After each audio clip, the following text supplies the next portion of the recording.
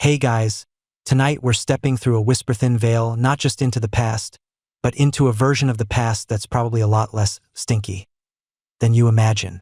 Picture it. You're not scrolling through TikTok, but perhaps trying to decipher a beautifully illuminated manuscript, the ink still smelling faintly of gall nuts and soot. Your biggest worry isn't battery life, but maybe whether the village blacksmith finished your new plowshare, or if that suspiciously quiet chicken coop means trouble. Oh, and just a heads up, if you actually woke up in the Middle Ages, statistics suggest you probably wouldn't survive the first week, let alone the entire episode.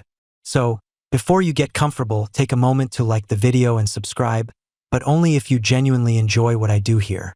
Tell me, where are you tuning in from tonight? What time is it for you right now? Now, dim the lights, maybe turn on a fan for that soft background hum, and let's ease into tonight's journey together. Alright, settle in. When you hear Middle Ages, what's the first image that flickers into your mind? Is it a grim, gray landscape populated by unwashed peasants, knights clanking around in rusty armor, and everyone living in constant fear of plague and dragons? You're not alone. For centuries, this period, roughly spanning from the 5th to the 15th century, has been unfairly branded as the Dark Ages, a time of intellectual stagnation, universal filth, and relentless hardship. But, my friends, that's a narrative more akin to a bad medieval romance novel than historical reality. Tonight, we're going to gently peel back those layers of misconception, like unwrapping a particularly stubborn, centuries-old cheese, to reveal a world far more vibrant, complex, and, dare I say, interesting than the caricatures suggest. Imagine for a moment, not the gloomy, perpetually muddy village you've seen in movies, but a bustling market town on a crisp autumn morning. You wake up, not on a straw pallet in a hovel, but perhaps in a sturdy timber-framed house, the morning light filtering through a small, glazed window. Yes, glass windows existed, though not everywhere. The air carries a medley of scents. The smoky sweetness of wood fires from hearths across the town, the earthy aroma of damp soil and freshly turned fields, and yes, perhaps the unavoidable tang of animal waste, because animals were everywhere. But it wasn't just a pervasive stench of neglect. It was a lived-in, working smell. You hear the distant clang of a blacksmith's hammer, the bleating of sheep, the chatter of merchants setting up their stalls, and the surprisingly clear peal of a church bell marking the hour. Because, contrary to popular belief, time was measured, and life had a rhythm, albeit one dictated more by the sun and the seasons than by a digital clock. One of the biggest myths we need to gently dismantle is this idea of universal ignorance and intellectual void. The term Dark Ages was largely coined by Renaissance scholars who, with a touch of self-congratulatory flair, wanted to highlight their own enlightened era by contrasting it with the perceived backwardness that preceded it. But look closer, and you'll see that the Middle Ages were anything but dark in terms of innovation and learning. This was the era that gave us the foundational structure of modern universities, places like Bologna, Paris, and Oxford. You could go there and study theology, law, medicine, or the liberal arts. People weren't just grunting and throwing rocks. They were debating Aristotle, translating ancient texts, and meticulously copying manuscripts by hand, often in beautiful, illuminated script. It was a period of intense intellectual activity, even if it wasn't always spread as widely as it is today. You might even find yourself in a lively philosophical debate in a tavern, though perhaps after a few too many Alesh, the arguments might get a little circular. Consider the technological leaps. It's easy to think of medieval life as utterly primitive, but many inventions we take for granted today have their roots firmly planted in this period. Take the mechanical clock, for instance. Before its widespread adoption in the 14th century, time was often measured by sundials, water clocks, or simply the position of the sun. The invention of the mechanical clock was a revolution, allowing for more precise scheduling of daily life, work, and prayer. Think about that for a moment. No more guessing when the next sermon starts, or when your shift at the mill ends. It's a bit like suddenly getting Wi-Fi after centuries of dial-up. Another game changer? Eyeglasses. Invented in Italy in the late 13th century, they literally transformed the lives of scholars, scribes, and artisans, allowing them to continue their work into old age. Before that, once your eyesight started to dim, your career as a meticulous copyist was pretty much over. It makes you wonder how many brilliant minds were cut short by blurry vision before a pair of spectacles came along. It's almost as if medieval people were saying, "Hey, we might not have Netflix, but at least we can read." Beyond the intellectual and technological, daily life was often structured by the rhythms of agriculture and the prevailing social hierarchies. You were likely born into a specific class: noble, clergy, peasant, or merchant, and your life's path was largely predetermined. For the vast majority, life revolved around the land. You'd be up with the sun, tending to fields, animals, or crafts. Work was hard, often backbreaking, but it wasn't without its moments of community and celebration. Harvest festivals, local markets, religious feast days. These were opportunities for communal gathering, storytelling, and perhaps a bit too much merriment. It wasn't all grim survival.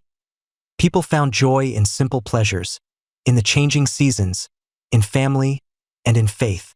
The notion that medieval people were perpetually miserable is another one to discard. While life expectancy was certainly lower than today, particularly due to high infant mortality rates and the ever-present threat of disease, if you survived childhood, you had a decent chance of living into your 40s, 50s, or even beyond. People experienced love, laughter, grief, and ambition, just as we do. Their emotional landscape wasn't so different, even if their material circumstances were vastly so. Imagine trying to explain TikTok to a medieval peasant. Their minds would be blown, not by the dancing, but by the idea of instantaneous global communication. They'd probably just shrug and ask if it helps you grow better turnips. Now, let's gently address the elephant in the room that often accompanies any discussion of the Middle Ages: hygiene.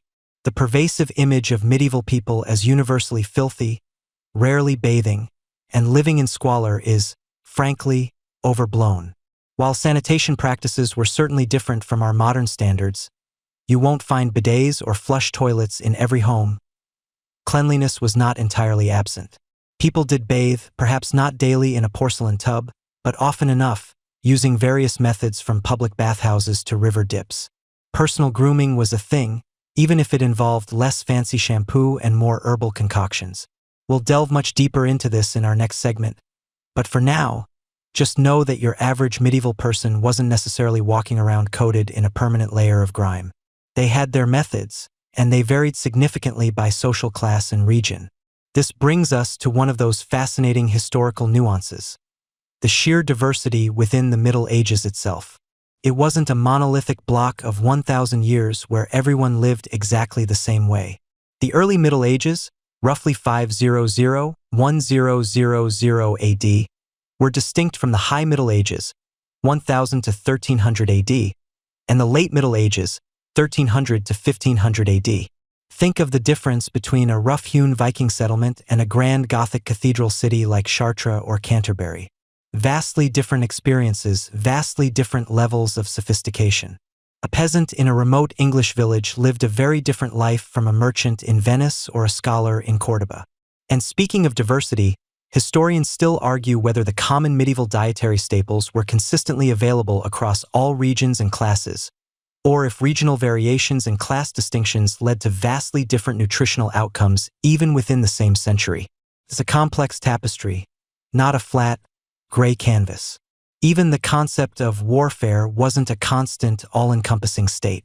While conflicts certainly occurred, affecting communities deeply, daily life for many was more about survival, community, and faith than constant battle. Feudal lords might squabble over territory, but the average farmer was more concerned with a good harvest than with the latest siege weapon. And when it came to faith, Christianity permeated every aspect of life in Western Europe, from the grand cathedrals that soared to the heavens, a testament to incredible engineering and artistry, to the smallest superstitions and daily prayers. It provided a framework for understanding the world, a source of comfort, and a reason for countless pilgrimages and celebrations. So, as we prepare to dive deeper into the nitty-gritty of medieval hygiene and food, try to shed those preconceived notions. Forget the mud-splattered, toothless caricatures. Instead, imagine a world filled with ingenuity, vibrant communities, profound faith, and an astonishing amount of practical knowledge. passed down through generations. A world where people designed magnificent buildings without computers, preserved food without refrigeration, and found ways to keep themselves reasonably clean without running water.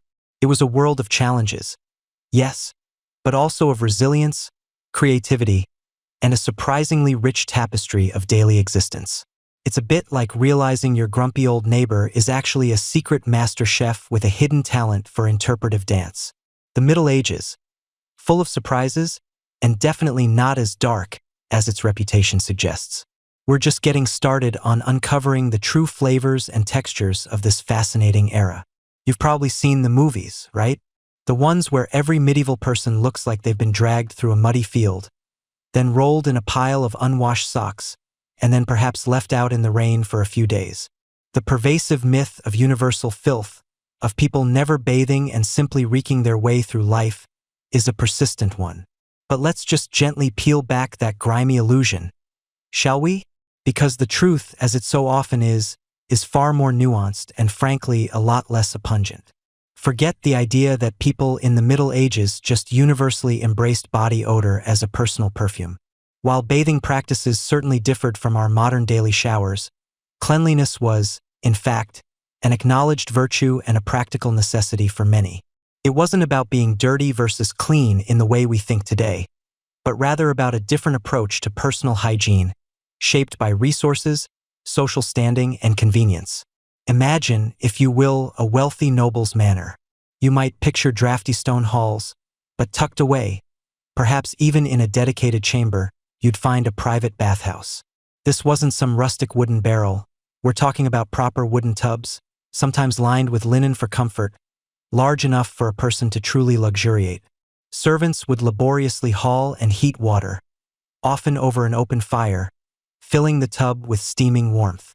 Into this water, you might find fragrant herbs like lavender, rosemary, or mint tossed in, not just for their pleasant scent, but for their perceived medicinal and cleansing properties.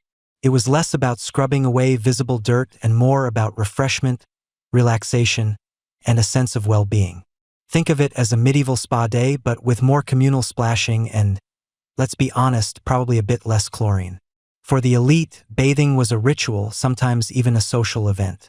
Lords and ladies might bathe several times a week, or even daily if they were particularly fastidious and had the resources. After a good soak, they would be dried with soft linen towels, and then their bodies might be anointed with perfumed oils or wrapped in clean, fresh undergarments. This wasn't just about personal comfort. It was a visible sign of wealth and status. Only those with ample resources, including the time and labor of servants, could afford such regular and elaborate cleansing. You wouldn't want to show up to a royal court smelling like you just wrestled a particularly stubborn badger. Now would you? Your social standing depended on presenting a certain image, and that included a degree of personal freshness. But what about the common folk? The vast majority of the population wasn't living in manors with dedicated bathhouses.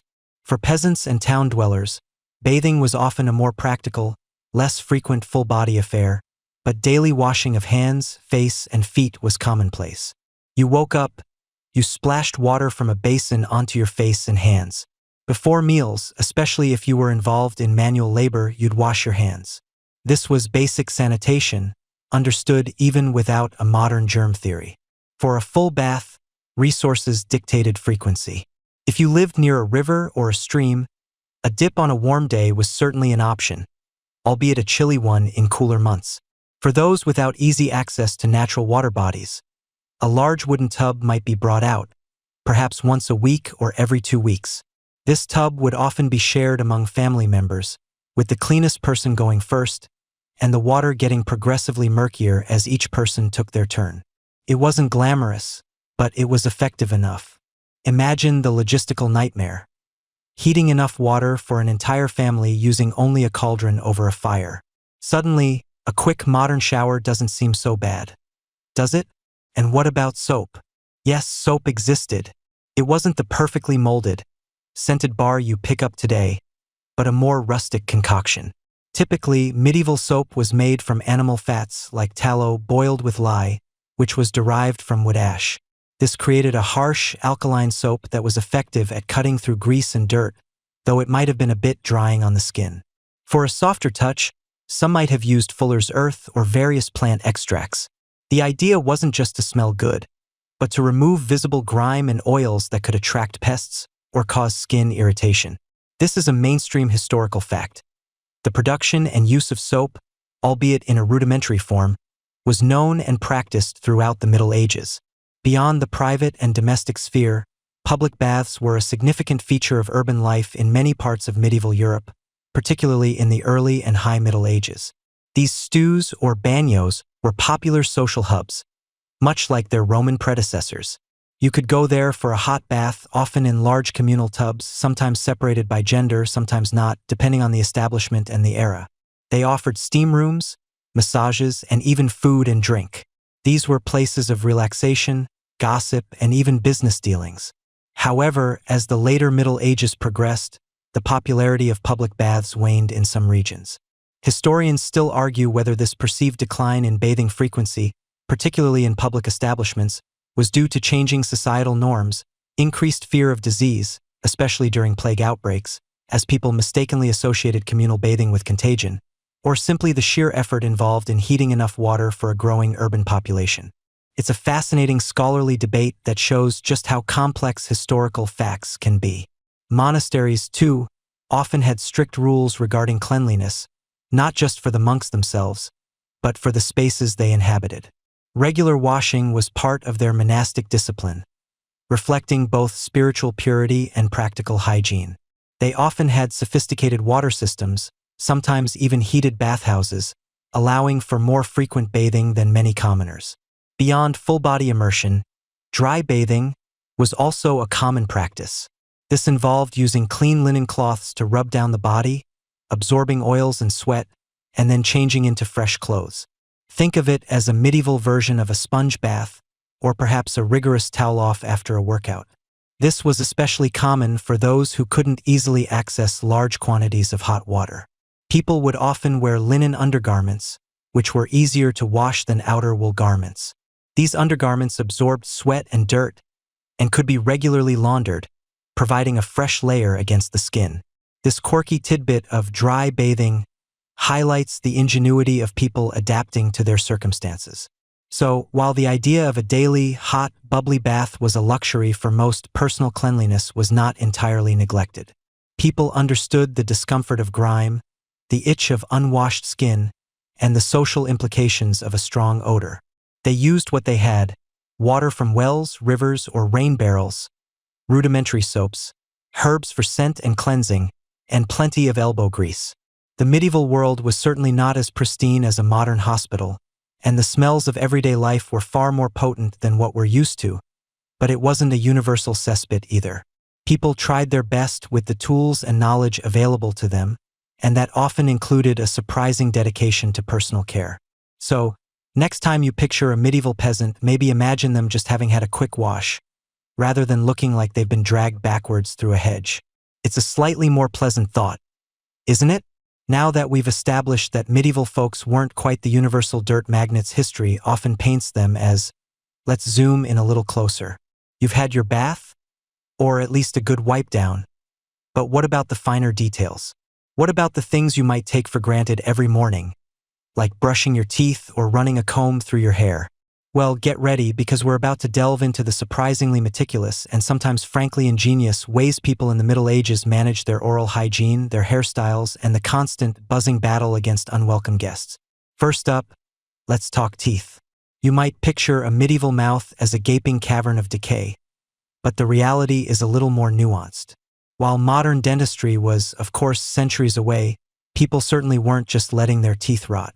Oral hygiene was a recognized part of personal care, especially among the wealthier classes, but even common folk made an effort.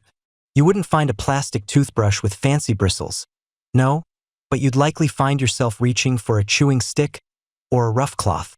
These weren't just any twigs. They were often specially chosen branches, like those from hazel or willow, which were slightly frayed at the end to create a brush-like texture. You'd chew on one end, effectively scrubbing your teeth. After that, you might rub your teeth with a rough linen cloth, perhaps even dipped in a mixture designed to clean and freshen. What went into these medieval toothpastes? Well, forget the minty fresh gel you squeeze from a tube. Medieval recipes were earthier. You might find a concoction of salt, ground pumice stone, or even pulverized eggshells or bones, all mixed with a little honey or vinegar to form a paste. These were abrasives, designed to scrub away plaque and food remnants. For breath freshening, which was arguably just as important, people turned to aromatic herbs. Imagine chewing on parsley, mint, or rosemary after a meal. It might not have given you that just from the dentist's sparkle, but it certainly helped combat the more robust aromas that could linger after a meal of roasted meat and strong ale. So, while you wouldn't be worried about bad breath challenges in the same way we are today, you'd definitely be trying to avoid the kind of breath that could clear a room faster than a jester's bad joke. It's worth noting that cavities or dental caries weren't as rampant among the general population as you might assume. Why? Because the medieval diet, especially for the common folk, was significantly lower in refined sugars. White sugar was an incredibly expensive luxury, reserved for the very rich, often used more as a spice or medicine than a daily sweetener. So, while you might not have had many fillings, you'd likely experience significant tooth wear or attrition from a lifetime of chewing coarse, stone-ground bread, which often contained tiny bits of grit from the millstones. This wear could expose the inner tooth, leading to pain and infection, which then often led to extraction by a barber surgeon. A rather painful procedure, you can imagine, often without much in the way of anesthetic beyond a good slug of wine. Moving from mouth to mane, let's talk about hair care. Just like bathing, hair washing was more common than the myths suggest. People didn't typically wash their hair every day, but regular washing with water and sometimes a mild soap, often lye-based, made from animal fat and ash, was practiced. For those who didn't have access to soap or preferred natural methods, herbal rinses were popular. Think infusions of rosemary, sage, or chamomile, which were believed to cleanse, strengthen, and even add shine to the hair. After washing, hair would be meticulously combed, often with fine-toothed combs made from bone, wood, or even ivory for the wealthy. This wasn't just for detangling. It was a crucial step in managing the ever-present problem of head lice. Historians still debate the true efficacy of these medieval hair washes and treatments in completely eradicating pests, but the intent and effort were certainly there. Hairstyles varied greatly by gender, social status, and period. Women, especially married women, often covered their hair with veils, wimples, or elaborate head coverings as a sign of modesty and status. Unmarried women might wear their hair long and braided. Men's styles fluctuated from short bobs to longer, flowing locks, sometimes curled or styled with pomades made from scented animal fats. Regardless of the style, well-kept hair was a sign of respectability. If you thought getting a good hair day was tough now, imagine trying to achieve flowy locks while sharing your scalp with a small, uninvited family. The constant battle against lice meant regular combing was not just for vanity, but a necessity to prevent infestations from getting out of control. This widespread practice of using fine-toothed combs to remove lice and nits is a well-documented mainstream historical fact, found in archaeological digs and written records across Europe. Beyond hair and teeth, general appearance maintenance was also a thing. People paid attention to their skin, using various washes and oils to keep it supple, especially in harsh climates. For the very wealthy, rudimentary cosmetics existed, often made from natural pigments and plant extracts to lighten the skin or add a flush of color to the cheeks. Nails were trimmed and cleaned, often with small knives or pointed tools. And clothing, while not washed as frequently as we might wash ours today, was regularly brushed, aired out, and shaken to remove dust, dirt, and, yes, more pests. To combat lingering body odors, people would carry small sachets of dried herbs, like lavender or rose petals, or dab themselves with scented waters, often distilled from flowers. It was less about masking outright filth and more about adding a pleasant aroma to an otherwise earthy existence. Now, let's talk about the big, itchy elephant in the room: pests. Fleas, lice, bedbugs, rats, and mice were an unavoidable part of medieval life, coexisting with humans in a way that would make most modern sensibilities recoil. It was less my house and more our house, shared with a few million tiny, unpaying tenants. These creatures weren't just an annoyance. They were vectors for disease, especially fleas, which famously carried the bacterium responsible for the Black Death. So, while complete eradication was a pipe dream, people employed a variety of methods to control their numbers. Personal pest control involved constant vigilance. As mentioned, fine-toothed combs were essential for head and body lice. Clothing was regularly shaken out and beaten to dislodge fleas and other insects. People often slept on straw mattresses, which, while comfortable enough, were also prime breeding grounds for pests. The solution. What went into these medieval toothpastes? Well, forget the minty fresh gel you squeeze from a tube. Medieval recipes were earthier. You might find a concoction of salt, ground pumice stone, or even pulverized eggshells or bones, all mixed with a little honey or vinegar to form a paste. These were abrasives, designed to scrub away plaque and food remnants. For breath freshening, which was arguably just as important, people turned to aromatic herbs. Imagine chewing on parsley, mint, or rosemary after a meal. It might not have given you that just from the dentist's sparkle, but it certainly helped combat the more robust aromas that could linger after a meal of roasted meat and strong ale.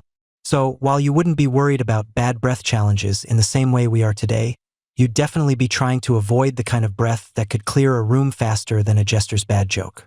It's worth noting that cavities or dental caries weren't as rampant among the general population as you might assume. Why? Because the medieval diet, especially for the common folk, was significantly lower in refined sugars. White sugar was an incredibly expensive luxury, reserved for the very rich, often used more as a spice or medicine than a daily sweetener. So, while you might not have had many fillings, you'd likely experience significant tooth wear or attrition from a lifetime of chewing coarse, stone-ground bread, which often contained tiny bits of grit from the millstones. This wear could expose the inner tooth, leading to pain and infection, which then often led to extraction by a barber surgeon. A rather painful procedure, you can imagine, often without much in the way of anesthetic beyond a good slug of wine. Moving from mouth to mane, let's talk about hair care. Just like bathing, hair washing was more common than the myths suggest. People didn't typically wash their hair every day, but regular washing with water and sometimes a mild soap, often lye-based, made from animal fat and ash, was practiced. For those who didn't have access to soap or preferred natural methods, herbal rinses were popular. Think infusions of rosemary, sage, or chamomile, which were believed to cleanse, strengthen, and even add shine to the hair. After washing, hair would be meticulously combed, often with fine-toothed combs made from bone, wood, or even ivory for the wealthy. This wasn't just for detangling. It was a crucial step in managing the ever-present problem of head lice. Historians still debate the true efficacy of these medieval hair washes and treatments in completely eradicating pests, but the intent and effort were certainly there. Hairstyles varied greatly by gender, social status, and period. Women, especially married women, often covered their hair with veils, wimples, or elaborate head coverings as a sign of modesty and status. Unmarried women might wear their hair long and braided. Men's styles fluctuated from short bobs to longer, flowing locks, sometimes curled or styled with pomades made from scented animal fats. Regardless of the style, well-kept hair was a sign of respectability.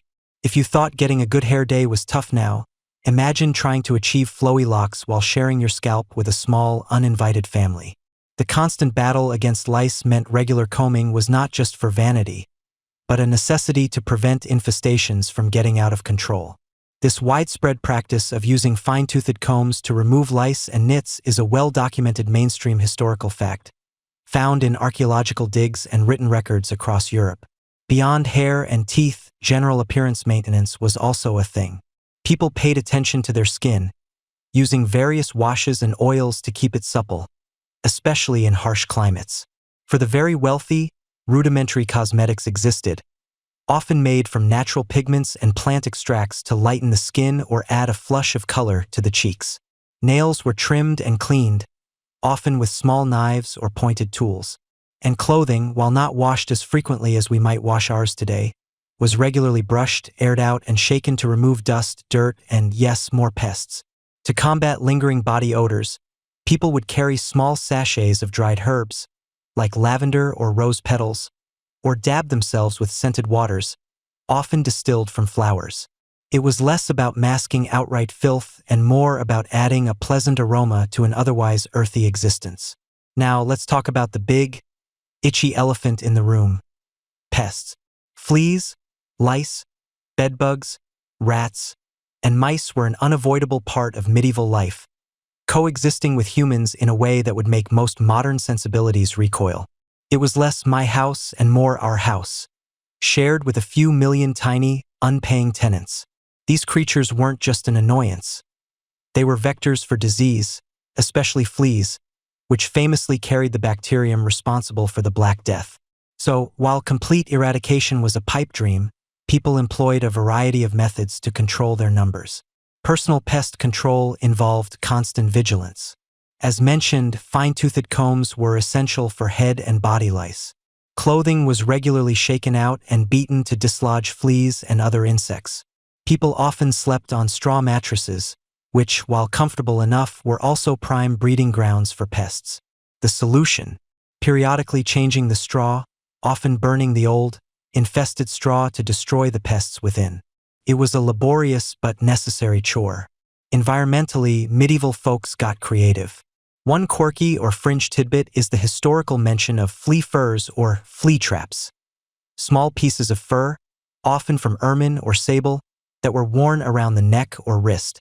The idea was that the fleas would be attracted to the warm fur, congregating there, making them easier to pick off and crush. Whether this was truly effective or more of a psychological comfort is up for debate, but it shows the lengths people would go to. Strong-smelling herbs were scattered liberally throughout homes, especially in bedding and on floors. Lavender, mint, wormwood, rue, and tansy were popular choices, as their pungent aromas were thought to repel insects. You might walk into a medieval home and be hit with a strong, earthy, herbal scent, a natural insect repellent. Smoke was also used. Fires were kept burning, and sometimes special aromatic woods or herbs were added to the flames to create a fumigating smoke, believed to drive out insects and even purify the air. For rodents, simple traps were used, and cats were highly valued for their rodent-catching abilities, often seen as essential members of the household. So, while the Middle Ages certainly had its challenges in terms of hygiene and pest control, it wasn't a period of complete neglect. People were actively engaged in maintaining their appearance and combating the myriad tiny creatures that shared their world. It was a constant effort, often relying on natural remedies and manual labor, but it was an effort nonetheless, revealing a resilience and ingenuity that often gets overlooked. Now, as you gently drift deeper into the past, let's peel back the curtain on something you might find, well, less than fragrant. We're talking about urban sanitation. Forget the image of glistening modern cities with their hidden pipes and efficient waste disposal. Back then, it was a whole different ballgame. You see, while we just discussed personal cleanliness, keeping a whole city clean was an entirely different beast, and it varied wildly depending on whether you were in a bustling town or a quiet hamlet. Imagine, if you will, that you're strolling through a medieval city.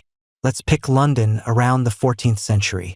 The narrow, winding streets are cobbled, yes, but they're also lively.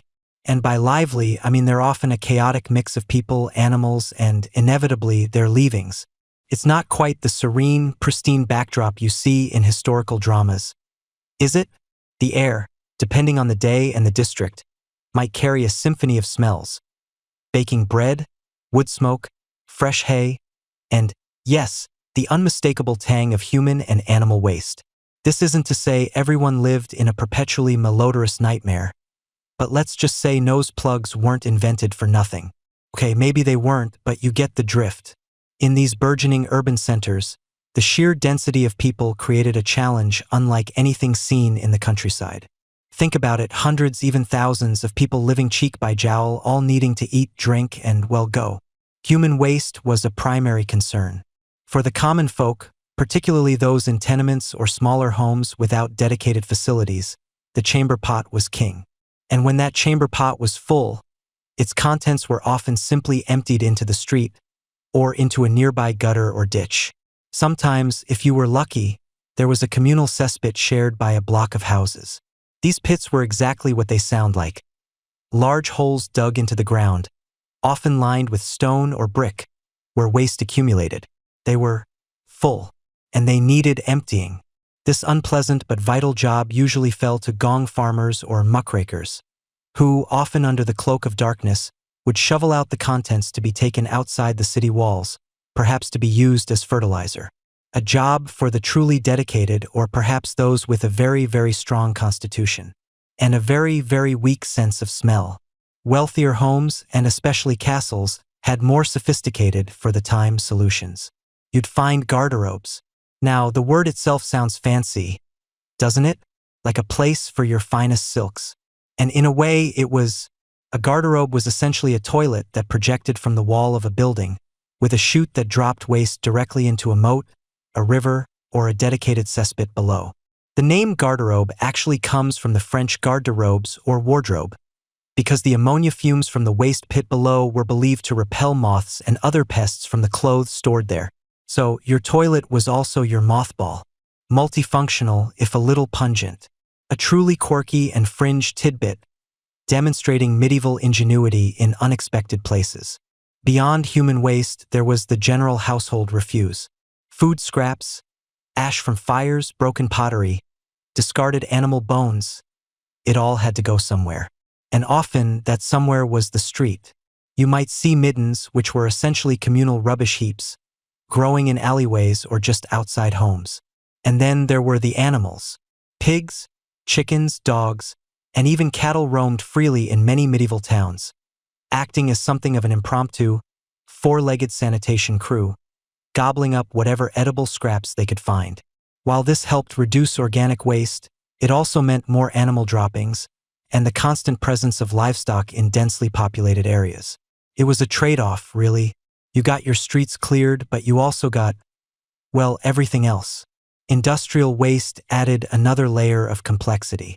Tanners, who processed animal hides, needed vast amounts of water and produced foul-smelling effluent. Butchers generated blood and offal. Dyers used various chemicals and dyes that were often dumped into rivers or local waterways. These industries were vital for the economy, but they were also major sources of pollution, often congregating near rivers for easy water access and, unfortunately, easy waste disposal. So, with all this, were medieval cities just open sewers? Not entirely. This is where the rudimentary yet sometimes effective public health measures come into play. Believe it or not, medieval urban authorities did recognize the problems posed by filth and tried to do something about it. A mainstream historical fact often overlooked is that many medieval cities had specific ordinances and laws against dumping refuse in the streets, particularly in front of one's own property. You might be fined for throwing your chamber pot contents out a window without a warning cry, or for allowing your midden to grow too large. There were often designated scavengers or rakers employed by the city to clean the main thoroughfares, though their effectiveness varied greatly depending on the city's resources and the zeal of its officials. London, for instance, had gong farmers and rakers responsible for different types of waste. Water management was also a concern. People relied on wells, springs, and sometimes conduits, aqueducts, that brought fresh water from outside the city walls. Protecting these sources from contamination was crucial, and there were often laws against polluting them. For example, in many towns, washing clothes or dumping waste too close to a public well could incur a penalty. However, the understanding of how diseases spread was still rudimentary. So while they knew filth smelled bad and looked bad, the direct link to microscopic pathogens wasn't yet established. The prevailing theory, as we'll touch on later, was often miasma, the idea that disease was spread by bad air or noxious fumes. So, cleaning up was often done more for aesthetic and olfactory reasons than for a deep scientific understanding of public health. The contrast with rural areas was stark. In the countryside, waste management was far less centralized and, in many ways, more naturally integrated. A farmhouse would typically have an outdoor privy, often over a cesspit, or simply a designated spot in a field. Human and animal waste could be spread on fields as fertilizer, recycling nutrients back into the soil. With lower population density, the waste generated was simply less concentrated and had more space to decompose naturally or be absorbed by the environment. There were no citywide refuse piles, No congested streets filled with industrial effluent. The sheer scale of the problem was different. You might argue that rural life, while perhaps lacking in certain conveniences, was inherently more sanitary in terms of waste dispersal, simply by virtue of having more space and fewer people. However, even beyond human waste, there was all the other household refuse. Food scraps, ash from the hearth, straw from bedding, general sweepings, it all had to go somewhere. Often, it would be thrown into the street, mixed with the animal droppings, industrial effluent, and whatever else had accumulated. Some towns had designated midden heaps or communal dung hills where waste could be deposited, hoping it would eventually be collected for fertilizer. But frequently, the street was the de facto dumping ground. This created an incredibly rich, if rather disgusting, ecosystem for all sorts of creatures. And speaking of creatures, let's talk about the impact of animal presence. The medieval town was not just a human habitation. It was a vibrant, noisy, and often messy menagerie. Livestock were a common sight. You'd have pigs rooting through the streets, acting as natural, albeit rather indiscriminate, garbage disposals. Chickens would peck about, and even cows might be led through the thoroughfares. Horses and donkeys, essential for transport and labor, left their own significant contributions to the streetscape.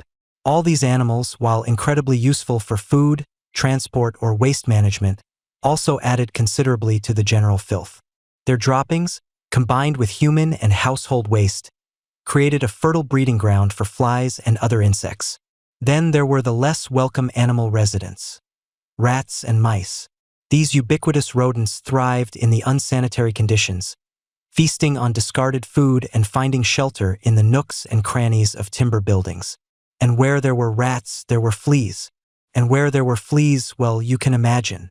The close proximity of humans, livestock, and pests created a complex web of potential disease vectors, even if the medieval mind didn't fully grasp the connection.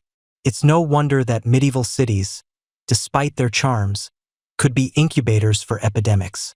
This brings us to the fascinating, if ultimately flawed, medieval theories regarding disease transmission.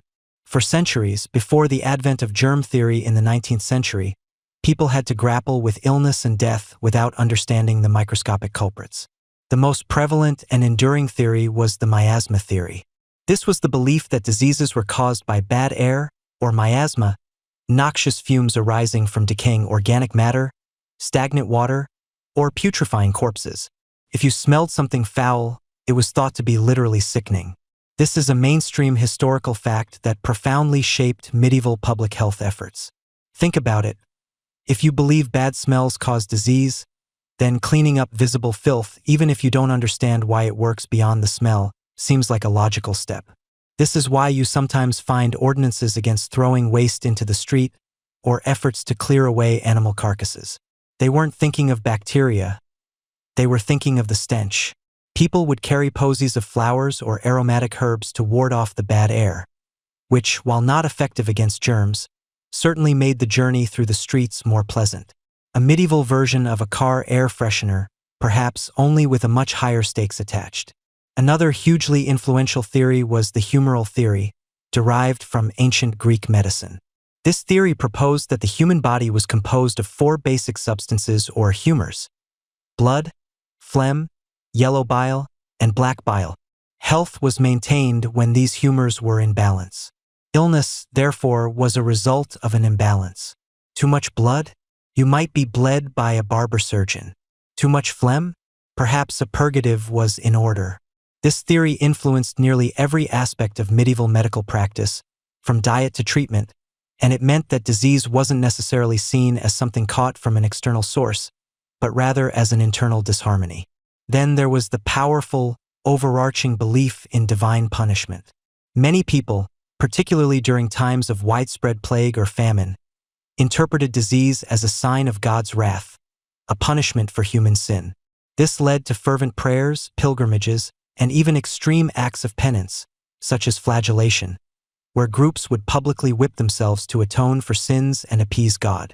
It was a way of making sense of incomprehensible suffering, attributing it to a higher moral authority rather than unseen pathogens.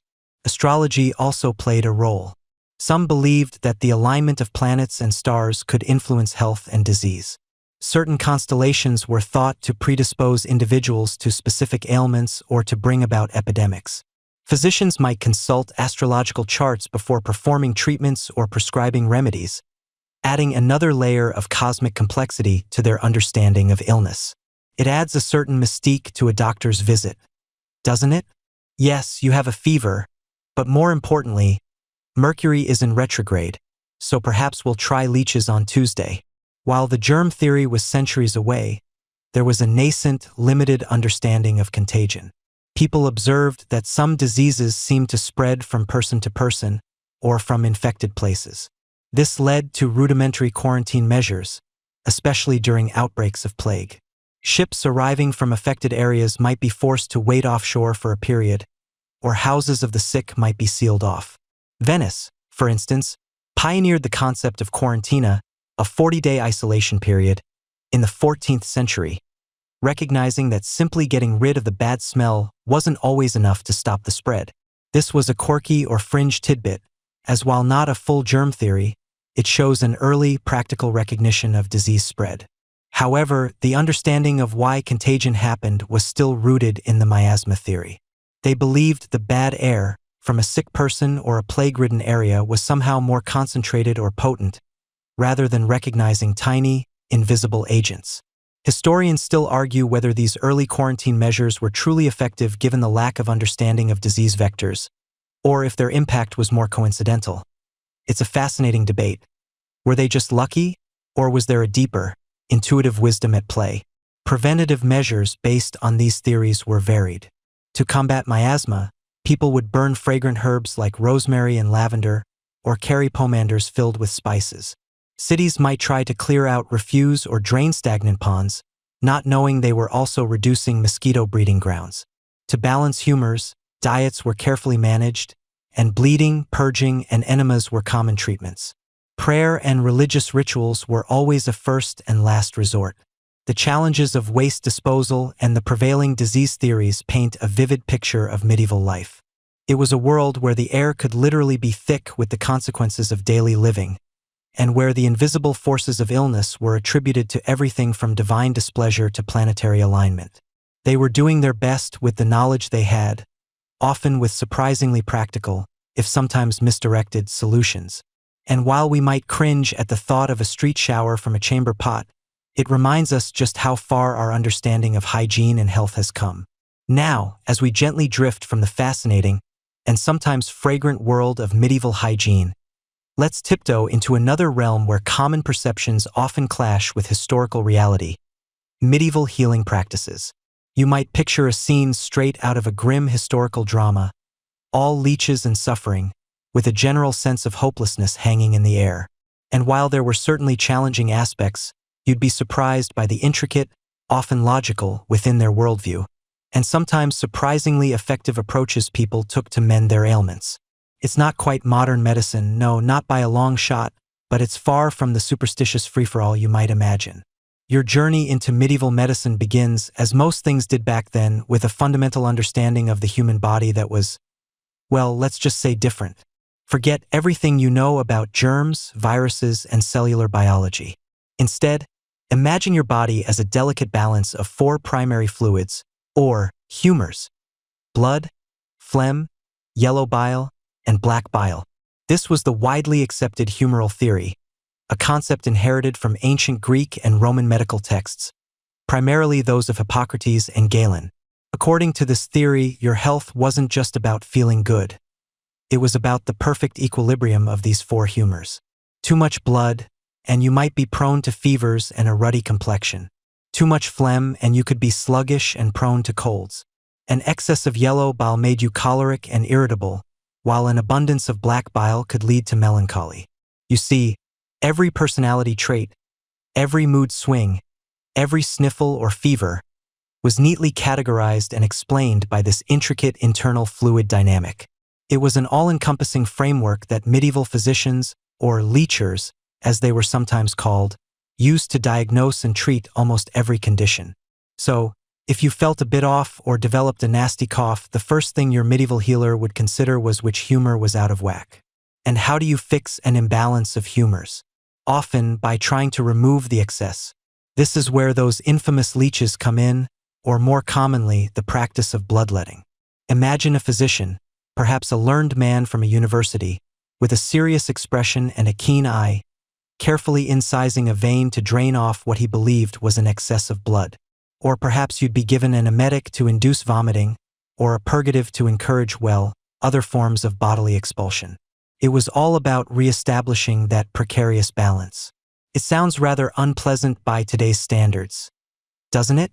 But to them, it was sound medical practice, a logical extension of their understanding of the body.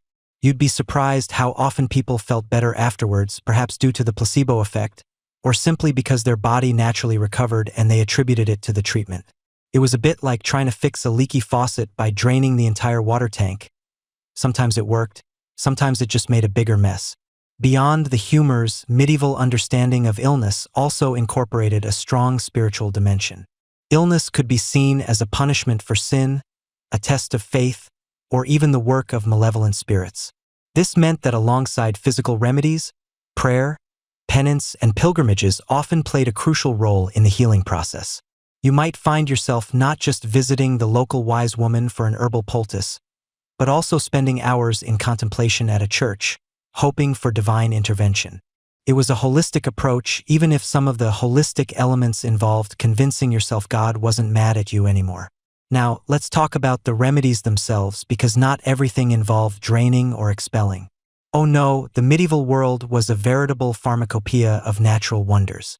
Herbal remedies were the backbone of everyday medicine, passed down through generations, meticulously catalogued in monastic gardens, and often forming the basis of what an apothecary would prescribe. Monasteries, in particular, were centers of learning and healing, with monks cultivating vast gardens filled with medicinal plants. You'd find chamomile for calming nerves and aiding sleep, camphor for mending bones, it was often called knit bone, and willow bark, the natural precursor to aspirin, for pain relief. There was even a fascinating concept known as the doctrine of signatures, which is a wonderfully quirky tidbit from medieval healing. This belief held that God had given clues in nature about how plants could be used. So, if a plant had heart-shaped leaves, it might be good for heart ailments. If a root looked like a human figure, it could be used to treat the whole body. Walnuts, with their brain-like appearance, were thought to be good for the head. It's charmingly poetic, if not entirely scientifically sound. Imagine a medieval herbalist carefully examining a plant, not just for its chemical properties, but for its divine hints. It was a bit like playing a cosmic game of Pictionary with nature. But what about when things got really serious? When you needed more than a calming tea or a dose of purgative? This is where surgical practices came into play, and they were, by our standards, incredibly rudimentary. The understanding of human anatomy was severely limited. While some dissections did occur, especially in later periods of the Middle Ages, they were often rare, sometimes illicit, and certainly not standard practice for every aspiring surgeon. This meant that internal operations were incredibly risky and often fatal. Most surgery was external, setting broken bones, treating wounds, often with salves, poultices, or even cauterization to stop bleeding, lancing boils, removing superficial tumors, and, yes, amputations. Imagine the scene.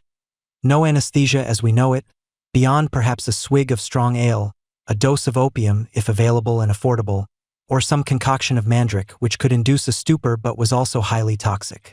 The patient would simply have to endure the pain, perhaps biting down on a leather strap.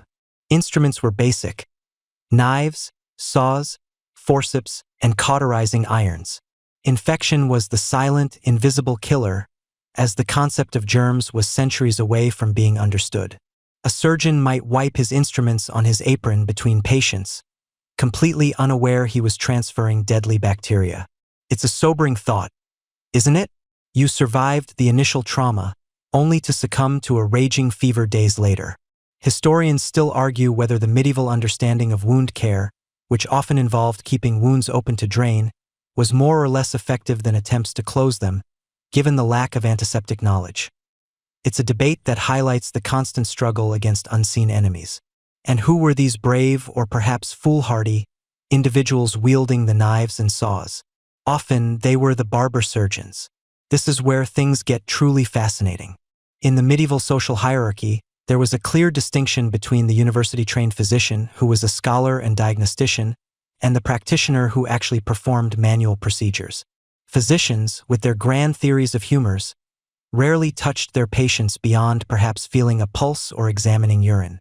They prescribed, they theorized, they consulted ancient texts. The messy, hands-on work fell to others. Enter the barber surgeon. You see his red and white striped pole outside his shop, a symbol that, even today, harks back to his dual profession. The white representing bandages, the red representing blood. He wasn't just there to give you a fashionable haircut or a close shave. Oh no, he was your go-to for a tooth extraction.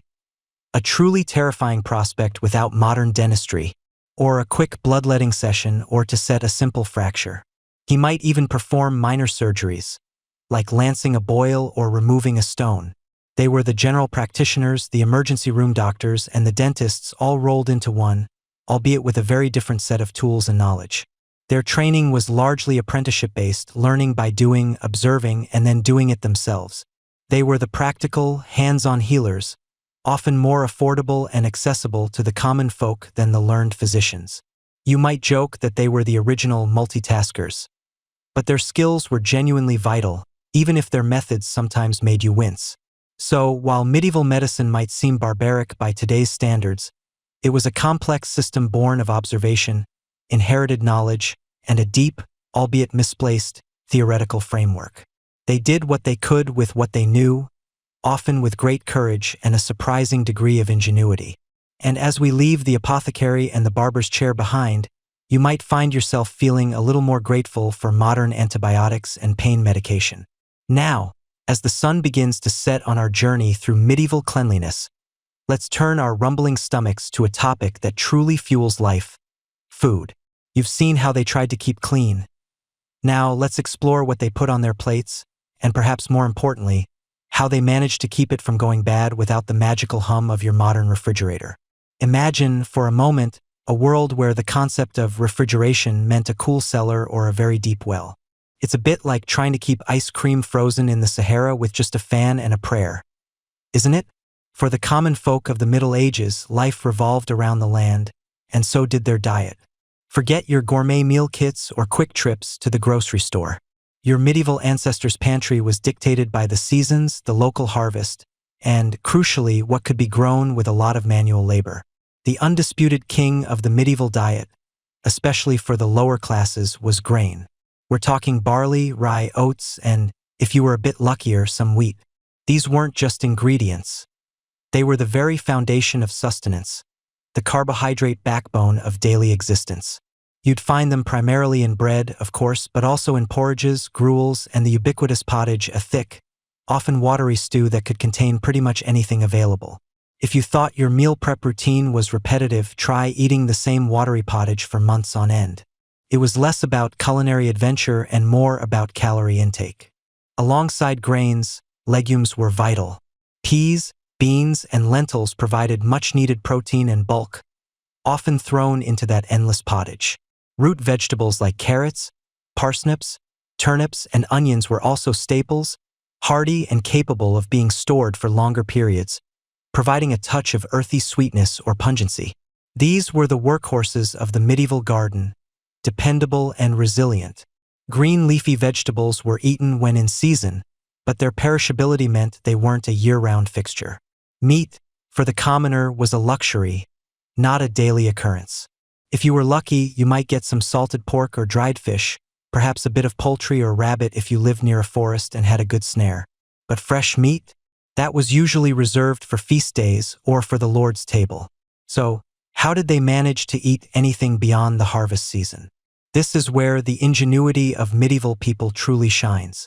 They were masters of preservation, employing methods that relied on simple physics, chemistry, and a deep understanding of natural processes. No fancy gadgets, just time-tested techniques passed down through generations. The first and arguably most important method was salting. Think about it. Salt acts as a desiccant, drawing moisture out of food and inhibiting the growth of bacteria. This was crucial for meat and fish. Imagine massive barrels filled with layers of salt and freshly caught fish, or butchered pork. The process wasn't quick, and the end product was, well, salty. You'd often have to soak salted meat or fish for hours, or even overnight, to make it palatable, changing the water multiple times to draw out some of that intense brininess. They say salt was more precious than gold in some periods, but I bet your medieval tongue would disagree after a week of heavily salted fish for every meal. It was effective, though. Salted cod, for example, could last for months, even years, making long voyages and winter survival possible. This widespread reliance on salting is a mainstream historical fact that underscores the practical challenges of food supply in the era. Next up, we have drying. This was another remarkably effective method, especially for grains, fruits, vegetables, and even some meats and fish. Grains, once harvested, were threshed and then spread out to dry in the sun or in airy barns to prevent mold and rot. Fruits like apples, pears, plums, and berries would be sliced and laid out on racks in the sun or near a gentle fire, slowly shriveling into concentrated bursts of sweetness that could last through the winter. Vegetables, too, could be dried, though less commonly than fruits. Imagine the smell of a medieval kitchen with strings of dried apples hanging from the rafters, looking like edible garlands. Meat and fish could also be air-dried, especially in colder, drier climates. Think of jerky. That's a direct descendant of medieval drying techniques. Smoking was another popular technique, often combined with salting. You'd cure the meat or fish with salt first, then hang it in a smokehouse, where the constant flow of wood smoke would further dry it out and deposit compounds that inhibited bacterial growth. The smoke also imparted a distinct, often delicious, flavor. Smoked hams, sausages, and fish were common, providing a welcome change from plain salted fare. The smoky aroma clinging to the food was a sign of its longevity, a promise of sustenance through lean times. Then there was pickling and fermentation. This method involved submerging food in an acidic solution, typically vinegar, or allowing natural lactic acid fermentation to occur. Cabbage was a prime candidate for this, leading to early forms of sauerkraut or coleslaw. Root vegetables could also be pickled. This not only preserved them, but also added a tangy flavor that brightened up otherwise bland diets. It's a bit like the original probiotic trend, without the fancy branding or the kombucha. For fruits, especially those destined for the tables of the wealthier, sugaring or preserving with honey was an option. While sugar was an expensive import, honey was more readily available. Fruits would be cooked down with honey into thick preserves or jellies, creating sweet treats that could last. Think of it as the medieval version of jam, though often much thicker and richer. Beyond chemical preservation, there were also clever physical methods. Root cellars were essentially underground or semi-underground storage spaces designed to maintain a cool, consistent temperature and humidity. Here, root vegetables like turnips, carrots, and potatoes, once introduced from the Americas, which was later in the medieval period, but the method was applicable, could be stored for months. Apples and other hardy fruits also found a home in these dark, earthy chambers. It was basically the original cold storage plan, except instead of paying monthly, you just dug a hole and hoped no one stole your turnips. A quirky or fringe tidbit of medieval preservation that often goes unmentioned is the practice of preserving eggs in lime water. Yes, you heard that right, a solution of slaked lime and water. Farmers would carefully place fresh eggs into these solutions, where the alkaline environment sealed the pores of the eggshell, preventing air from entering and bacteria from growing. These eggs could reportedly last for months, even up to a year, without refrigeration. Imagine cracking open an egg in February that was laid last spring. It might not sound appetizing by modern standards, but it was a crucial way to extend the availability of a valuable protein source. It's worth noting that while these methods were highly effective, they often significantly altered the texture and flavor of the food. Freshness, as we understand it, was a fleeting luxury. Historians still argue whether the average commoner's diet, despite these preservation techniques, provided adequate nutrition and vitamin intake, particularly during long winters. Scurvy and other deficiency diseases were certainly not uncommon. The struggle for food security was a constant, underlying hum in the lives of most medieval people.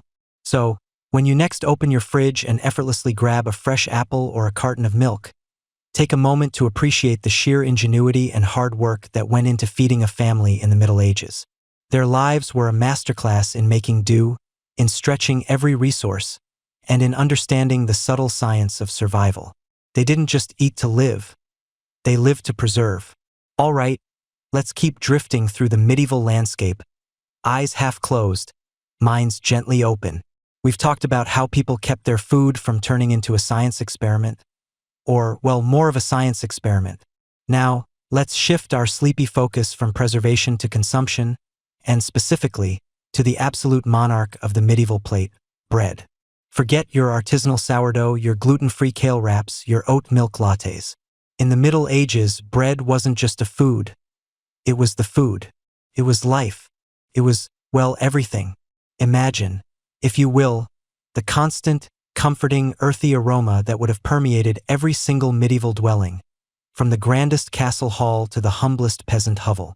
It's the smell of grain, of yeast, of wood smoke, all mingling into that unmistakable scent of fresh-baked bread. It's the smell of survival, of sustenance, of the very foundation of daily existence. For most people, most of the time, bread wasn't a side dish or a vehicle for a sandwich. It was the meal. You didn't just eat bread with your dinner was often just bread. Think about that for a moment. You're not reaching for a bag of chips for a snack. You're tearing off another hunk of your daily loaf. You're not making toast. You're just eating more bread. It's difficult for our modern minds, accustomed to such a vast array of culinary choices, to truly grasp the sheer, overwhelming centrality of bread. Historians generally agree that an average medieval peasant or laborer would consume anywhere from 2 to 4 pounds of bread per day. Yes, you heard that right. 2 to 4 pounds. That's like eating 2 to 4 full-sized loaves of modern sandwich bread every single day. Try doing that for a week. You'd probably turn into a human baguette. This immense consumption wasn't just about preference. It was about necessity. Bread provided the vast majority of calories, carbohydrates, and often a significant portion of protein and fiber that kept bodies functioning through strenuous labor. It was the fuel that powered the entire medieval world, from the farmer tilling the fields to the knight clanking around in his armor. Now, when we say bread, don't picture just one uniform type. Oh no, medieval bread was a sprawling family with many, many different members, each reflecting the social status, wealth, and local availability of the person eating it. It was a culinary caste system, baked right into the loaf. At the very top, nestled on the finest linen cloths in the Lord's manor, you would find the manchet or pain de main, the medieval equivalent of your most expensive, artisanal white bread. This was made from finely sifted wheat flour, often multiple times, removing all the bran and coarser parts. It was light, fluffy, and pure white, a stark contrast to the darker breads of the common folk. Eating white bread was basically the medieval equivalent of driving a fancy sports car, only instead of horsepower you had flour power. And it was a clear signal. I am rich enough to afford this refined grain, and I don't need the extra fiber, thank you very much. As you moved down the social ladder, the bread got progressively darker, coarser, and more robust. For the burgeoning merchant class, the skilled artisans, or the better-off townsfolk, you'd typically find a good quality brown bread. This might still be made from wheat, but less finely sifted, retaining some of the bran, or it could be a maslin or meslin bread, a mix of wheat and rye.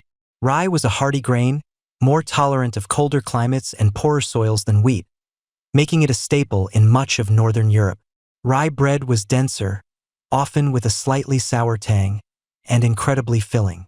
It was the sturdy, dependable workhorse of the bread world, just like the people who ate it.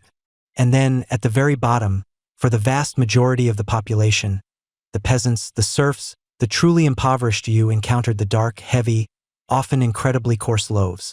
These were typically made from rye, barley, or oats, or a mix of all three, often with very little sifting. Sometimes, in desperate times or very poor regions, other less palatable additions might be mixed in, like ground legumes, acorns, or even, in extreme famine, bark or sawdust. These breads were often so dense and heavy that they could probably double as building materials. Honey, could you hand me that loaf? I need to patch the roof. They were black, tough, and incredibly nutritious in their own way, packed with fiber and nutrients, but certainly not a culinary delight by modern standards. You wouldn't be dipping this into olive oil and balsamic vinegar, that's for sure. The process of making bread was a daily ritual, a communal effort, and a regulated industry. Most households didn't have their own ovens.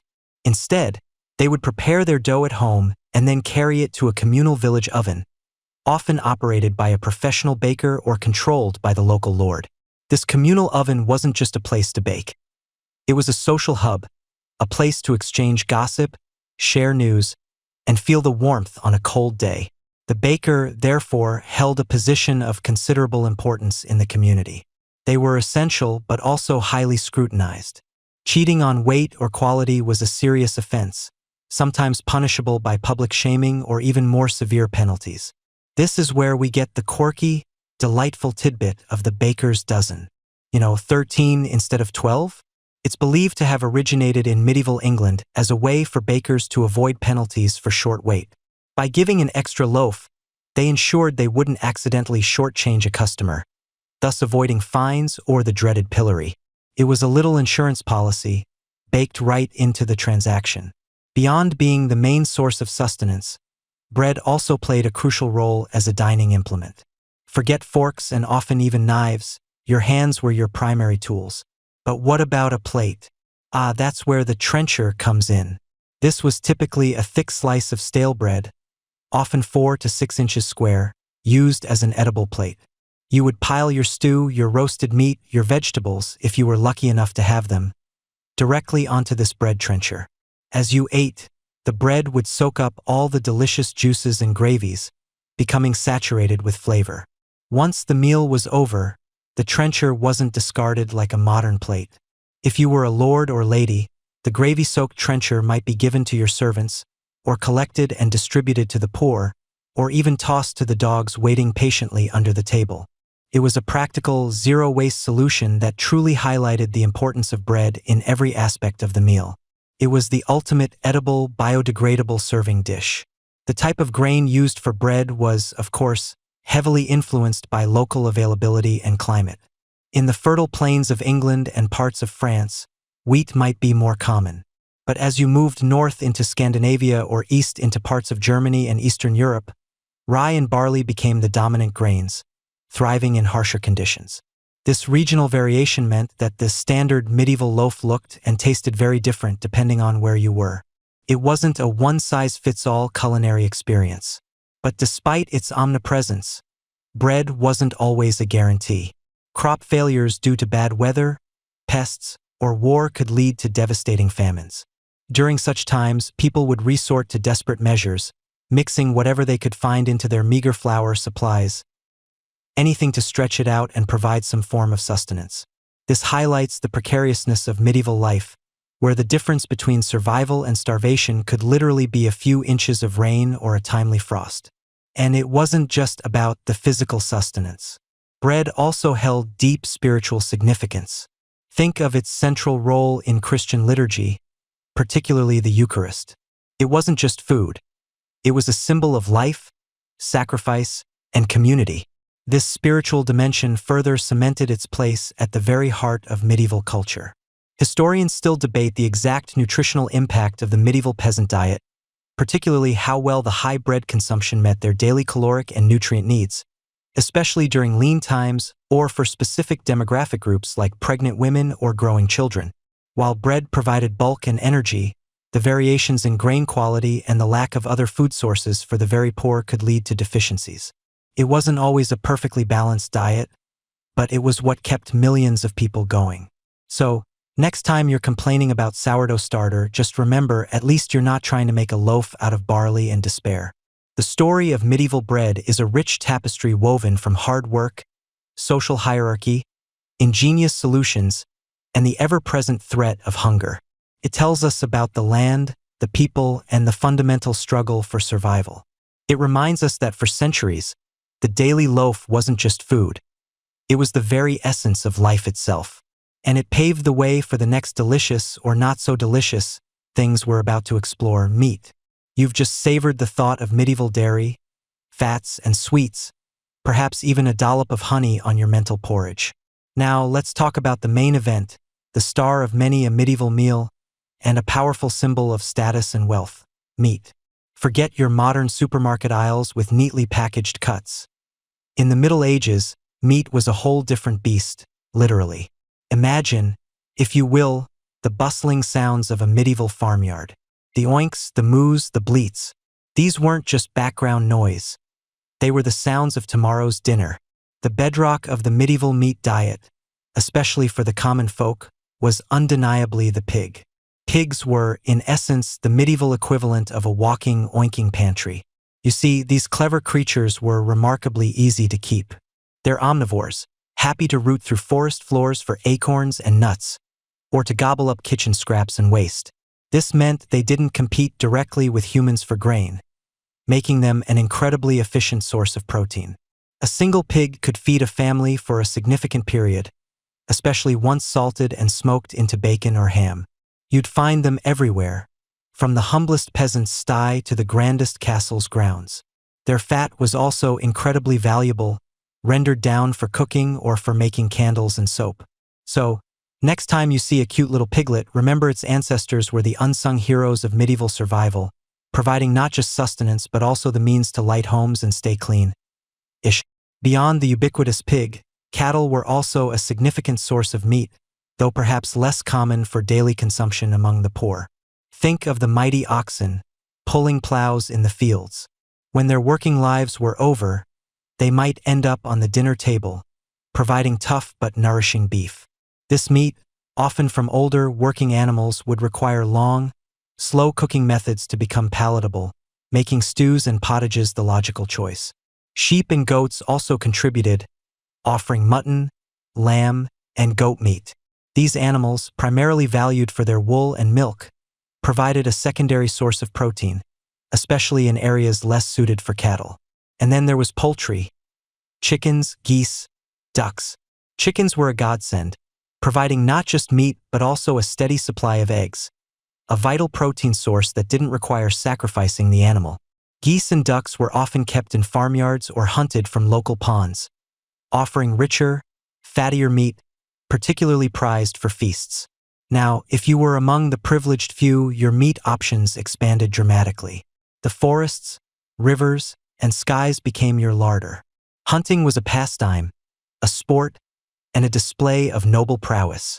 Deer, especially red deer and fallow deer, provided venison, a highly prized meat reserved almost exclusively for the nobility. Imagine the thrill of the chase, the baying hounds, the thud of an arrow finding its mark. This wasn't just food. It was a ritual, a symbol of power over nature.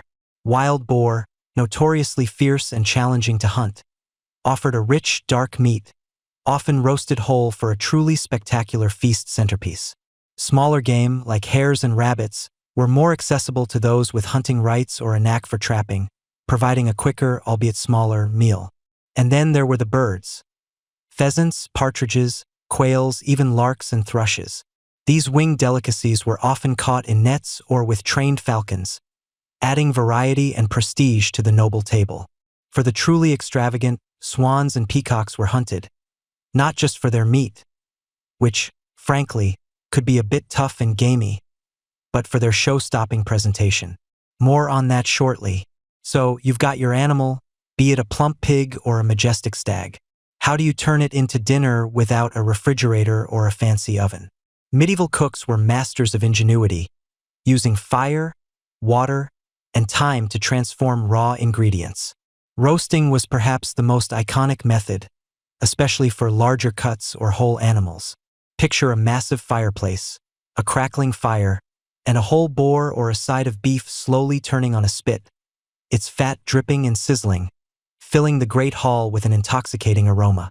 This was a feast for the senses even before the first bite. Roasting was a high-status cooking method, requiring both ample fuel and constant attention, often by a dedicated turnspit boy, whose job was as monotonous as it sounds. You can almost feel the heat radiating off the hearth. Can't you? But not all meat was destined for the spit. Boiling and stewing were incredibly common, particularly for tougher cuts or older animals. Imagine a vast cauldron bubbling over an open fire, filled with chunks of meat, root vegetables, herbs, and perhaps some grains or pulses. This was the essence of a medieval pottage, a nourishing one-pot meal that could be stretched to feed many. Boiling also served a practical purpose. It tenderized tough meat and created a rich broth that could be used as a base for other dishes or drunk on its own. It was economical, efficient, and ensured that every bit of the animal was utilized. You might see a cook carefully skimming the fat off the top, knowing it would be saved for later use. Baking was another versatile method, especially for pies and pasties. The medieval coffin, a thick, inedible pastry crust, wasn't just a container. It was a way to cook and preserve meat. The crust protected the meat from direct heat, keeping it moist, and once baked, the sealed pie could last for several days, making it ideal for travel or for storing leftovers. Think of a modern Hot Pocket, but much, much bigger and without the microwave. Frying, while less common for large quantities, was used for smaller pieces of meat, perhaps in a pan over a fire or coals. And then there were the preservation methods, crucial in a world without refrigeration. Salting was paramount. You'd rub large quantities of salt into the meat, drawing out moisture and inhibiting bacterial growth. This was how hams, bacon, and salted beef were made, providing a vital source of protein through the lean winter months. Smoking was another popular method, particularly for pork, adding flavor and further extending shelf life. Drying, especially for fish but also for some meats, removed moisture completely, creating jerky-like products that could last for ages. Imagine the smell in a medieval larder, a pungent mix of salt, smoke, and dried herbs. It might not be the fresh aroma of a modern butcher shop, but it was the smell of survival. Now, let's talk about the significance of meat. For the vast majority of medieval people, the peasants, the common laborers, meat was not a daily staple. It was a luxury, a treat, often reserved for Sundays, feast days, or after a successful harvest. Their diet was largely plant-based, relying on grains, vegetables, and legumes. When meat was available, it was often the less desirable cuts, offal like liver, kidneys, and tripe, or the bits left over from a lord's hunt. Pigs were, as we discussed, the exception, often raised by peasants themselves, providing a precious source of protein that could be preserved. Historians still argue whether the common peasant truly had sufficient access to meat or if it remained a rare indulgence, painting a picture of either a surprisingly varied diet or one teetering on the edge of nutritional deficiency. It largely depended on geography, local resources, and the benevolence or strictness of their lord. For the wealthy, however, meat was omnipresent and a blatant display of status. A noble table groaned under the weight of roasted meats. Venison, boar, beef, mutton, and a dizzying array of fowl. The more exotic the animal, the higher the prestige. Imagine a roasted swan, its skin carefully removed, cooked, and then its feathers meticulously reattached to create the illusion of a living bird, served with its head proudly upright. Or a peacock, similarly presented, its iridescent tail fanned out. These weren't just meals. They were edible sculptures, designed to impress and awe. This quirky tidbit about refeathering birds is a testament to the medieval obsession with spectacle at feasts. It's like your aunt who always tries to make the mashed potatoes look like a swan, but on a much grander and frankly more gruesome scale. Feasts were truly spectacular events, where meat took center stage. They were not merely about eating. They were about demonstrating power, hospitality, and wealth. You'd see multiple courses, each laden with different types of meat, often served simultaneously. The carving of meat was an art form in itself, performed by skilled carvers who knew precisely how to dismember a roasted animal with grace and precision.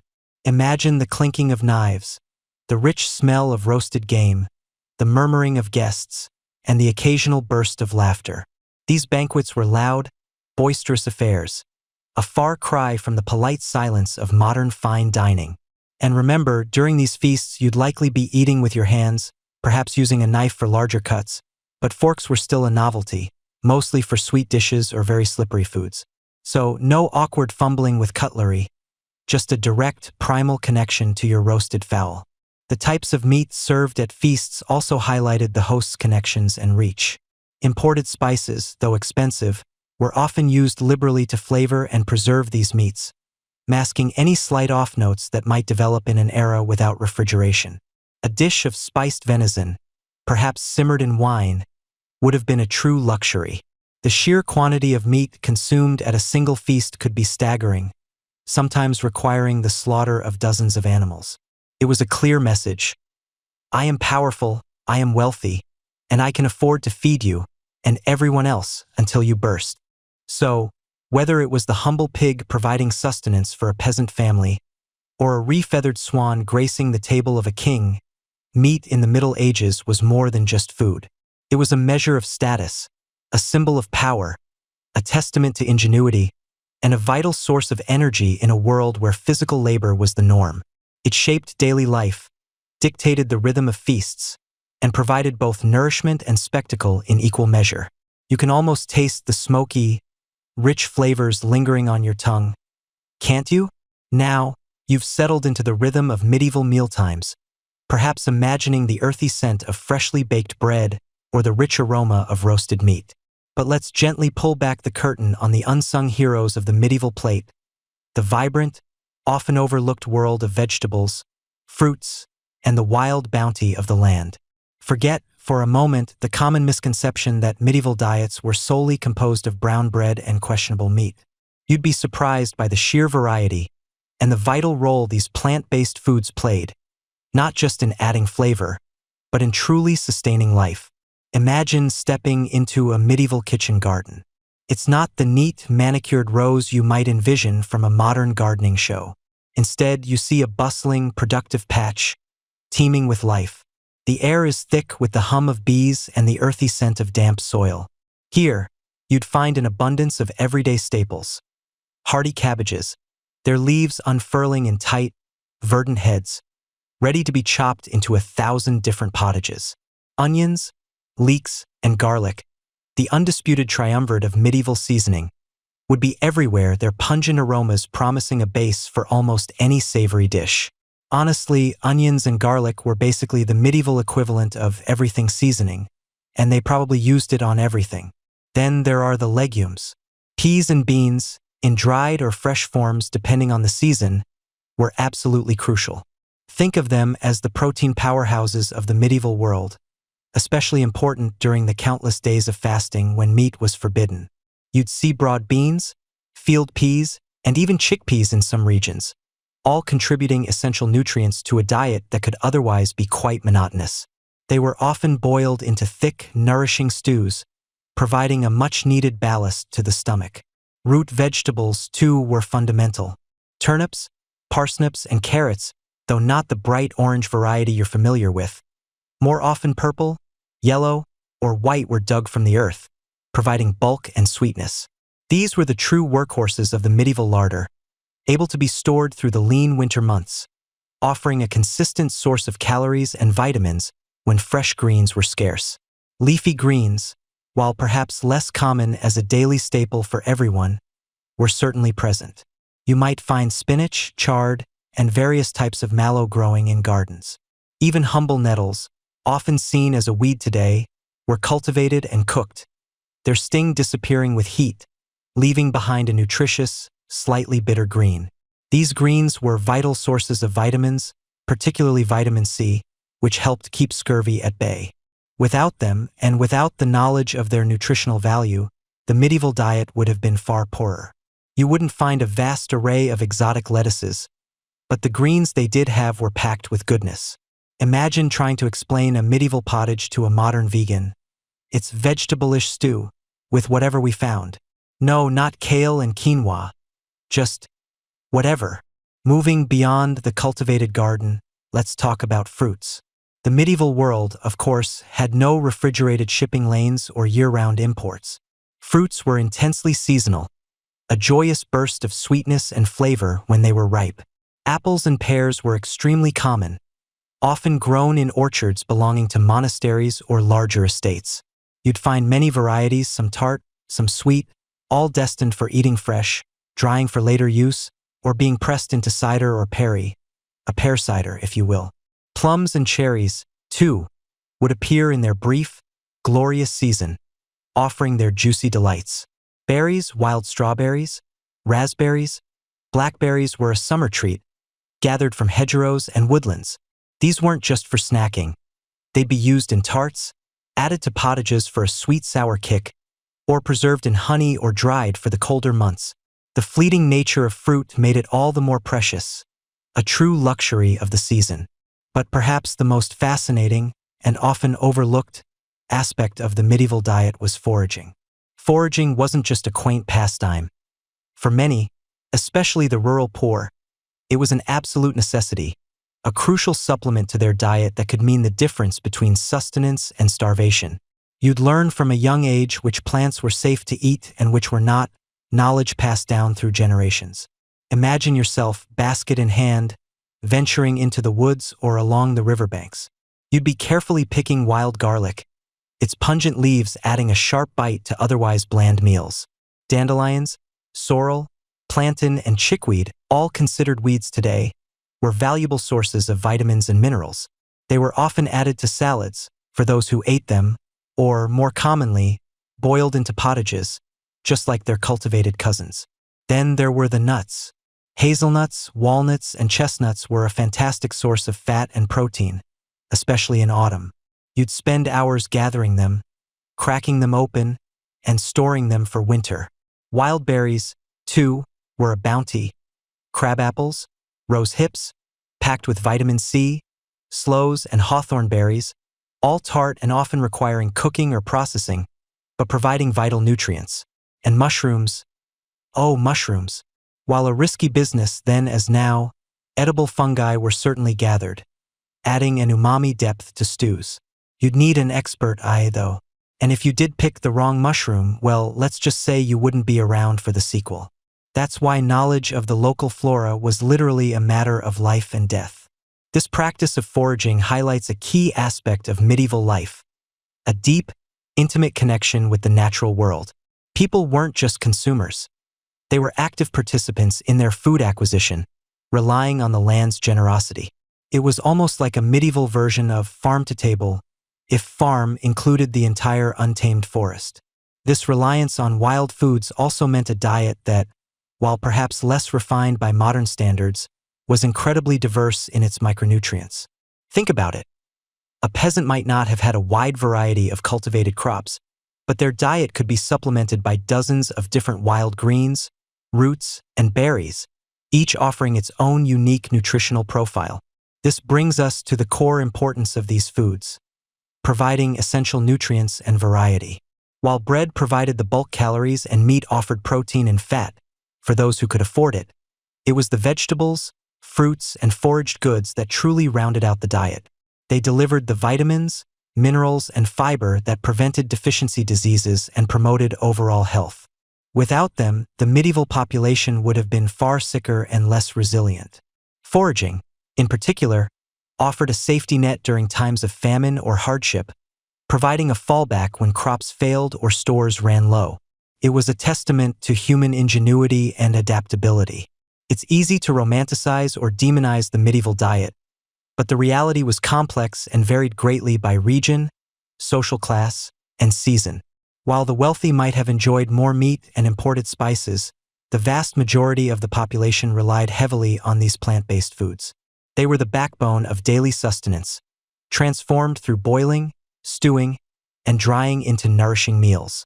Historians still argue whether the average peasant's diet was truly as varied as some monastic records suggest, or if it was far more monotonous for the vast majority. But what is clear is that the knowledge of plants, both cultivated and wild, was a precious commodity, passed down through generations, ensuring survival in a world without supermarkets or nutritional labels. So, next time you bite into an apple or enjoy a simple vegetable stew, take a moment to appreciate its long, vital history on the human plate. All right, you've filled your belly with bread and maybe a bit of meat, perhaps even some foraged greens, but what about the creamy, the rich, the truly indulgent aspects of a medieval meal? Let's talk about dairy, fats, and the surprising world of medieval sweets. Prepare your taste buds for a journey beyond the basic. Imagine, if you will, a world without refrigeration. Your milk, fresh from the cow, goat, or even sheep, has a very short shelf life. You can picture it, can't you? that warm, slightly frothy liquid, straight from the udder, tasting of the pasture and perhaps a hint of whatever the animal last munched on. It's a fleeting pleasure, meant to be consumed quickly, ideally within hours, before it inevitably sours. This is why you rarely saw fresh milk as a standalone drink for adults in the way we might enjoy a glass today. It was primarily for children, the infirm, or quickly turned into more stable products. Think of it as nature's original timer, ticking down to inevitable curdling. So, if you were dreaming of a tall glass of cold milk after a long day of plowing, you were probably out of luck unless you were standing right next to the cow. But medieval ingenuity, as we've seen, was all about making the most of what you had. And what you had, often in abundance, was milk. So what do you do with a perishable liquid? You turn it into something less perishable, of course. Enter the glorious, life-sustaining world of cheese and butter.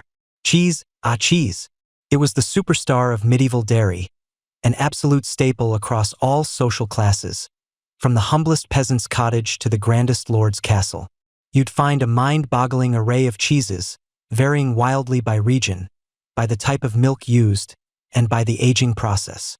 Picture yourself in a medieval market, the air thick with the earthy, pungent aroma of various cheeses. You might see fresh, soft cheeses similar to ricotta or cottage cheese, made for immediate consumption. Then there were the firmer, aged cheeses, pressed and salted, designed to last through the lean winter months. These were the true workhorses of the dairy world, providing essential protein and fat when other food sources were scarce. Think of a hard, crumbly cheddar-like cheese, or a softer, milder variety akin to a young Gouda. Each village, almost each household, might have its own unique recipe, passed down through generations. Some were smoked, some were flavored with herbs, some were simply left to develop their character in a cool, dark cellar. It was a bit like the craft beer movement, but for dairy. You had your local brews, so to speak, each with its own distinct personality. Butter, too, was a vital component, especially in Northern Europe where olive oil wasn't as readily available. You'd churn it yourself or your family would, from cream that had risen to the top of milk. The process was simple but laborious. You agitated the cream until the fat globules separated from the buttermilk.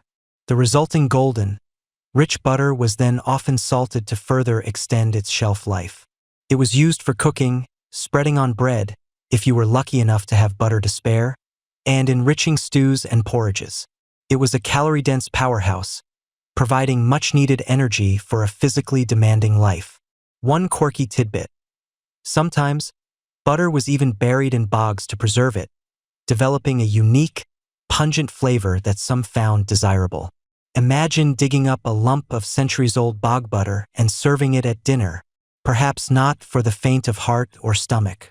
Moving beyond the creamy goodness of dairy, let's delve into the world of fats. Medieval cooks were masters of maximizing flavor and calories, and fats were their secret weapon. Animal fats were incredibly common and highly prized. Lard, rendered from pork fat, was ubiquitous, especially in areas where pigs were a primary livestock.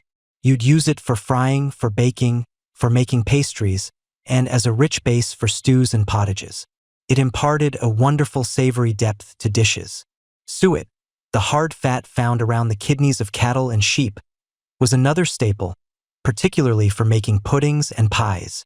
It has a higher melting point than lard, making it perfect for creating flaky, rich crusts. These fats weren't just about taste. They were about survival, providing concentrated energy in an era of often limited caloric intake. Vegetable oils, while less universally available than animal fats, played a significant role depending on your geography. In the Mediterranean regions, olive oil was king, just as it is today. You'd find it used for cooking, dressing salads, and even as a fuel for lamps. Further north, however, where olive trees didn't thrive, cooks turned to other sources. You might find nut oils, pressed from walnuts, hazelnuts, or even poppy seeds, adding distinct flavors to dishes. Linseed oil, from flax seeds, was also used, though perhaps less for direct consumption and more for medicinal purposes or as a binding agent in paints. These regional differences in fat sources highlight the incredible diversity of the medieval diet, proving that while certain staples were common, the specifics could vary wildly based on local agriculture and climate. Now, let's drift into the realm of sweetness, a topic that might surprise you with its variety, given the common misconception that sugar was unknown. While refined cane sugar was indeed a rare and incredibly expensive luxury, medieval cooks had a surprisingly diverse palette of natural sweeteners at their disposal. And the undisputed monarch of medieval sweetness was, without a doubt, honey. Beekeeping was a widespread and vital practice. You didn't just keep bees for their honey, you also kept them for their wax, which was used for candles and other purposes. But the honey, oh, the honey! It was the primary sweetener for everything.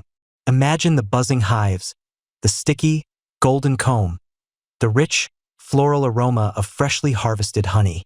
It was used in desserts, to sweeten drinks like mead, which we'll get to later, to preserve fruits, and even in savory dishes to balance flavors. Different types of honey, depending on what flowers the bees had visited, would offer unique flavor profiles, some light and delicate, others dark and robust. It was truly a taste of the wild, untamed sweetness of nature. If you were a medieval baker, honey was your best friend, allowing you to create cakes, tarts, and sweet pastries that, while different from their modern counterparts, were still wonderfully indulgent. But honey wasn't the only game in town. Fruits, both fresh and dried, provided a significant source of natural sweetness. Fresh fruits were, of course, seasonal treats, berries in summer, apples and pears in autumn. But to extend their availability, medieval people mastered the art of drying. Dried fruits like dates, figs, raisins, and prunes were incredibly popular. They were portable, long-lasting, and intensely sweet, making them perfect for travel, for snacking, and for adding to baked goods and savory dishes. Imagine a rich stew, subtly sweetened by the addition of prunes, or a morning porridge made more palatable with dried apples. These weren't just dessert items. They were calorie-rich, nutrient-dense additions to the daily diet. You could also make fruit syrups or preserves, cooking down fruits with honey to create sweet, thick concoctions that could be spread on bread or used in other recipes. It was like medieval jam, but with more character and less refined sugar. Now, about that elusive cane sugar. For most of the Middle Ages, sugar was not a foodstuff. It was a spice, a medicine, and a symbol of immense wealth and status. It arrived in Europe via trade routes from the Middle East, primarily from cultivation in places like Sicily, Cyprus, and later the Canary Islands. It was so precious that it was sold by apothecaries, often alongside other exotic spices and rare herbs. If you were a lord or lady, you might use a tiny pinch of sugar to sweeten a special dish, or as a display of your affluence at a feast. It was white gold, literally. You wouldn't find it casually sprinkled on your breakfast cereal. If you had cereal, that is. The idea of a sugar cube or a bag of granulated sugar was utterly alien. Historians still argue whether the limited availability of sugar truly stifled the development of complex desserts, or if medieval cooks simply excelled at creating sweet treats using the resources they had. It's a fascinating chicken or egg scenario, isn't it? Did the lack of sugar force innovation? Or was the innovation simply a product of what was available? So, while you might not have had a full-blown candy bar or a soda pop, your medieval ancestors weren't entirely deprived of sweet indulgence. They had the rich, complex flavors of honey, the concentrated sweetness of dried fruits, and the occasional, almost mythical, touch of cane sugar. And combined with the robust flavors of dairy and fats, they created a culinary landscape that was far from bland. It was a world where every calorie counted, and every sweet bite was a small luxury, earned through ingenuity and a deep connection to the land and its bounty. Think of it. No refined sugar, no ultra-processed fats, just pure, wholesome, medieval goodness. Almost makes you want to cancel your next grocery run and start a beehive, doesn't it? Almost. You've probably heard the old tale, the one whispered across centuries like a secret passed from a particularly parched ancestor. Medieval folks only drank ale and wine because the water was just bad. Like, really, truly, don't even dip your toe in it bad. And while there's a kernel of truth in that murky myth, the reality, as always, is far more nuanced, and perhaps a little less grim than you imagine.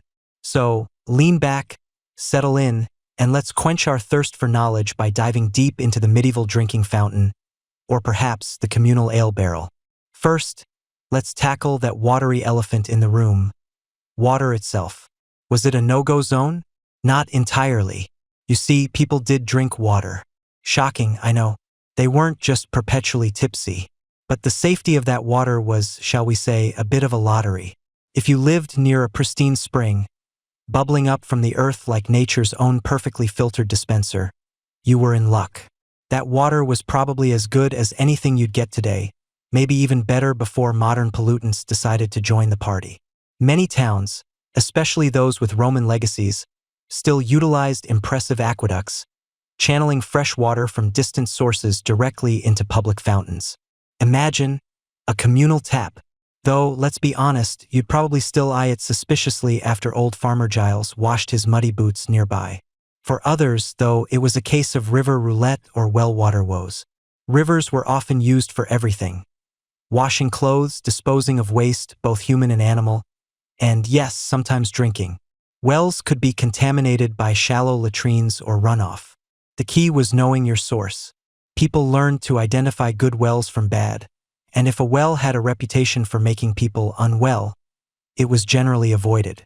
Boiling water for cooking was common, which helped sterilize it, but simply drinking it raw was a daily gamble for many. This wasn't because medieval people were oblivious to the connection between dirty water and illness. They observed that people who drank from certain sources got sick, even if they didn't understand the microscopic culprits. They relied on common sense, observation, and generations of accumulated wisdom. If a well tasted off or if its water looked cloudy, you simply didn't drink it. You found another source, even if it meant a longer walk or a different kind of thirst quencher. Historians still argue whether the perceived dangers of water were always as widespread as popular culture suggests, or if the preference for ale and wine was as much about nutrition and taste as it was about safety. It's a bit like debating whether your great-great-great-grandparents really walked uphill both ways to school. Probably not every day, but enough to make a good story. But let's be real, when it came to hydration, especially for the masses, the undisputed champion, the heavyweight title holder, the Beyoncé of medieval beverages was ale.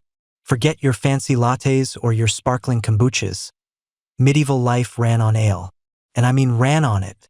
This wasn't just an adult beverage. Children drank it, too. From dawn till dusk, from the lowliest peasant to the moderately well-off merchant, ale was the liquid bread of life. Why? Several reasons. Firstly, the brewing process itself, which involved boiling water, made it inherently safer than raw river water. The heat killed off most of the nasty bacteria that could lurk in untreated water, offering a form of natural purification. Secondly, it was incredibly nutritious. Seriously, medieval ale, especially the small ale or table ale, was often packed with calories and essential vitamins, making it a vital part of the diet, almost a food group in itself. Think of it as a thick, slightly alcoholic smoothie, but without the kale. Thank goodness. The alcohol content was usually quite low, often less than 1 to 2% for the small ale, so you weren't staggering around all day, unless you were truly dedicated to the craft of over-imbibing. It was more about sustained energy and hydration than getting a buzz. A laborer might drink a gallon or more a day, which, for small ale, was more akin to drinking a hearty liquid meal. The ubiquity of ale/beer as a staple drink for all ages and classes due to its nutritional value and relative safety compared to some water sources is a mainstream historical fact. Most households brewed their own ale, especially in rural areas. This was typically women's work, making the alewife a common and often respected figure in the community. She wasn't just a brewer. She was often a local entrepreneur, a purveyor of community news, and sometimes even a moneylender. Imagine your grandma, but instead of baking cookies, she's mashing grains in a giant vat, filling the air with that yeasty, malty aroma. It was a constant cycle: brew, drink, brew again. The ingredients were simple: water, malted barley, or sometimes oats, wheat or rye, and yeast. The grain would be malted by soaking it in water until it sprouted, then drying it, which converts starches into fermentable sugars. This malt was then crushed and steeped in hot water, a process called mashing, to extract those sugars, creating a sweet liquid called wort. After boiling the wort, For sterilization and flavor concentration, yeast was added and fermentation began, transforming the sugars into alcohol and carbon dioxide. Hops, which give modern beer its bitter, preserving quality, were not universally adopted until later in the Middle Ages, particularly from the 14th century onwards, often introduced from the Low Countries. Before hops became common, brewers often used a mix of herbs and spices called grut to flavor and preserve their ale. Imagine your pint tasting of mugwort, yarrow, rosemary, or even bog myrtle. This is a quirky tidbit that often surprises people. The grut mixture would vary by region and brewer, giving each ale a unique and often distinctly earthy, perhaps slightly medicinal, flavor profile compared to today's crisp IPAs. You might take a sip and think, ah yes, this tastes a bit like the forest floor after a light rain, and a badger just walked through it. The ale would often be cloudy, unfiltered, and consumed fresh, as it didn't keep well. It was a living drink, full of yeast and nutrients, a far cry from the clear, carbonated lagers you find in your fridge. The sheer volume of ale consumed is staggering. If you tried to drink a gallon of even a light modern beer, you'd be seeing double by lunch. But again, it was about hydration and sustenance, not intoxication. It was the daily fuel that kept the medieval world turning. The smell of brewing ale would have been a constant backdrop in many villages and towns, a warm, sweet, yeasty scent mingling with the wood smoke and the less pleasant aromas of urban life. It was comfort, calories, and a touch of microbial magic all rolled into one. Now, while ale was the people's champion, wine was the drink of aspiration, the beverage that whispered of status and sophistication, or at least a better harvest than your neighbor. For the nobility, the clergy, and the wealthier merchants, wine was a staple. In regions where grapes grew well, like parts of France, especially Bordeaux and Burgundy, Italy, and the Rhineland, wine was consumed by all social classes, much like ale was elsewhere. It was simply the local, readily available, safer-than-water option. But for places like England, where the climate wasn't always ideal for viticulture, wine was largely an import, making it a luxury. Think of it like importing exotic fruit today, nice to have, but not a daily necessity for everyone. Medieval wine was quite different from the perfectly aged, nuanced vintages we sip today. It was often drunk young, within a year or two of production, and it could be quite strong and rough. Preservation was a constant challenge. Without modern bottles and corks, wine was stored in large wooden barrels, which allowed air to seep in, often causing it to spoil quickly, turning sour or becoming vinegar. To make them more palatable, or perhaps just to mask their less than stellar qualities, people frequently spiced them with honey, ginger, cinnamon, cloves, and other costly spices. This was called hippocras or piment, and it was particularly popular at feasts and for medicinal purposes. Imagine a mulled wine, but perhaps with a bit more attitude. You might take a sip and think, ah, yes, this tastes like grapes that have seen better days, now desperately trying to reinvent themselves as a Christmas potpourri. These spiced wines were often strained through a cloth bag, often called a manichette or Hippocrates sleeve, which also helped to clarify them, making them visually more appealing. Vineyards were a significant agricultural undertaking, often owned by monasteries or wealthy landowners. Monasteries, in particular, were major producers, not just for their own consumption but also for sale, contributing significantly to their income. The process of making wine, from tending the vines to picking the grapes, treading or pressing them, and fermenting the juice, was labor-intensive. The wine press, a massive wooden contraption, would have been a familiar sight in wine-producing regions, groaning under the weight of the grapes, releasing rivers of crimson or golden liquid. For those who could afford it, wine was not just a drink. It was a symbol. It was served in finer vessels, consumed with more ceremony, and its very presence at a meal elevated the occasion. A lord might have a dedicated wine cellar, boasting barrels of different vintages, though vintage then meant this year's batch that hasn't spoiled yet. The trade routes for wine were extensive, with Gascon wine from southwestern France being particularly prized in England, transported across the Channel in vast quantities. This trade was a cornerstone of medieval commerce, shaping alliances and economies. Beyond the big two, there were other sips to be had. Cider was popular in apple-growing regions, particularly in Normandy and parts of England. Like ale, it offered a safer, fermented alternative to water, utilizing abundant local fruit. Mead, a fermented honey drink, had ancient roots and was often associated with festive occasions or specific regions where honey was abundant. It was often richer and sweeter than ale or wine, a true treat. Milk, while consumed, especially by children, was less common for adults due to its rapid spoilage without refrigeration. It was primarily used for making cheese or butter, which were more stable forms of dairy. And really, after a long day in the fields or haggling at the market, you weren't exactly craving a tall glass of lukewarm, potentially curdled moo juice, were you? You wanted something that lasted, something that filled you up, and something that, perhaps, made the rough edges of medieval life just a little bit smoother. So, as you can see, the medieval drinks cabinet was far from empty. It was a world where water was approached with caution and common sense, where ale was the daily bread of liquid sustenance, and where wine, in its spicy, uniged glory, marked moments of celebration and status. These beverages weren't just about quenching thirst. They were deeply interwoven with diet, economy, social class, and even public health. They flavored daily life, sustained communities, and provided comfort in a world that often demanded a lot from its inhabitants. The next time you pour yourself a glass of water or crack open a cold one, take a moment to appreciate the journey of beverages through time. It's a history as rich and varied as the drinks themselves. You've just quenched your thirst, perhaps with a hearty ale that served as much as a meal as a drink, or maybe a surprisingly safe wine, carefully fermented to avoid those nasty waterborne pathogens. Now, let's awaken another sense, one that truly defined the culinary landscape of the medieval world. Your sense of smell and then your taste. Because if there's one thing that truly separated the medieval haves from the medieval have-nots, besides a roof that didn't leak, it was the contents of their spice rack. Imagine, if you will, walking into your local supermarket today. You head to the spice aisle, a kaleidoscope of little jars and packets, neatly organized, affordable, and utterly ubiquitous. You grab a jar of cinnamon, maybe some black pepper, a little ginger.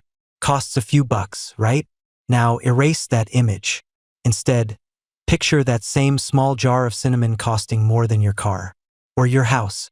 Or, if you were really splurging on something as precious as saffron, perhaps a small village, or at the very least, a substantial piece of land. This wasn't just seasoning. This was powdered gold, an indicator of immense wealth, a tangible link to far-off, mysterious lands. Why such an astronomical cost, you ask? Think about it. There was no Amazon Prime for medieval spices, no overnight delivery, no drone dropping a little packet of cloves at your castle gate. These precious commodities often traveled thousands of miles, from the sun-drenched shores of India, the enigmatic islands of Indonesia, the verdant valleys of Sri Lanka, or the exotic lands of the Middle East. Each step of that journey was fraught with peril. Imagine the dangers. Bandit raids in desolate passes, treacherous storms at sea that could swallow entire fleets, and countless middlemen, each adding their own markup, their own slice of the pie, as the goods slowly, painstakingly made their way across continents. It makes your modern-day complaint about a slightly delayed package feel a little trivial, doesn't it? My artisanal mustard is 2 days late. Oh, bless your heart. Picture the scene, if you can almost smell the dust and sweat and exotic aromas in the air. Camel caravans, laden with sacks of peppercorns and cinnamon sticks, trudging across vast deserts, guarded by weary but watchful merchants. Or imagine creaking wooden ships, battling the high seas, their holds packed to the brim with cloves and nutmeg, sailing for months, even years, to reach the bustling European ports like Venice and Genoa, which grew fabulously wealthy on this very trade. These journeys were epic odysseys, each successful delivery a triumph against formidable odds. And every single risk, every single mile, every single pair of hands that touched those spices added to their ultimate staggering price tag. Among the pantheon of medieval spices, pepper, the king of spices, reigned supreme. Black pepper, white pepper, long pepper each had its devotees, its unique bite and aroma. Then you had the intoxicating perfumes of cinnamon from Sri Lanka, the potent bite of cloves from the Moluccas, the legendary spice islands that fueled centuries of exploration, and nutmeg and its delicate sister spice, mace, also from those same exotic locales. Ginger, with its warming heat, often hailed from China. Saffron, that vibrant golden thread, was sourced from Persia or Spain, a spice so precious it was measured in strands, not grams. Cumin, coriander, cardamom. The list goes on, each bringing its own unique character, its own story of distant lands and daring voyages. Now, a popular notion, often repeated, is that medieval folks just used spices to mask the taste of rotten meat. And while a hint of spoilage might have been less noticeable with a generous dash of cloves or ginger, that's far from the whole truth. Medieval palates actually craved complex, vibrant flavors. They weren't shy. They loved a dish that sang, that danced on the tongue with layers of warmth, sweetness, and piquant notes. Spices were used to create intricate flavor profiles, to make food exciting and utterly delicious.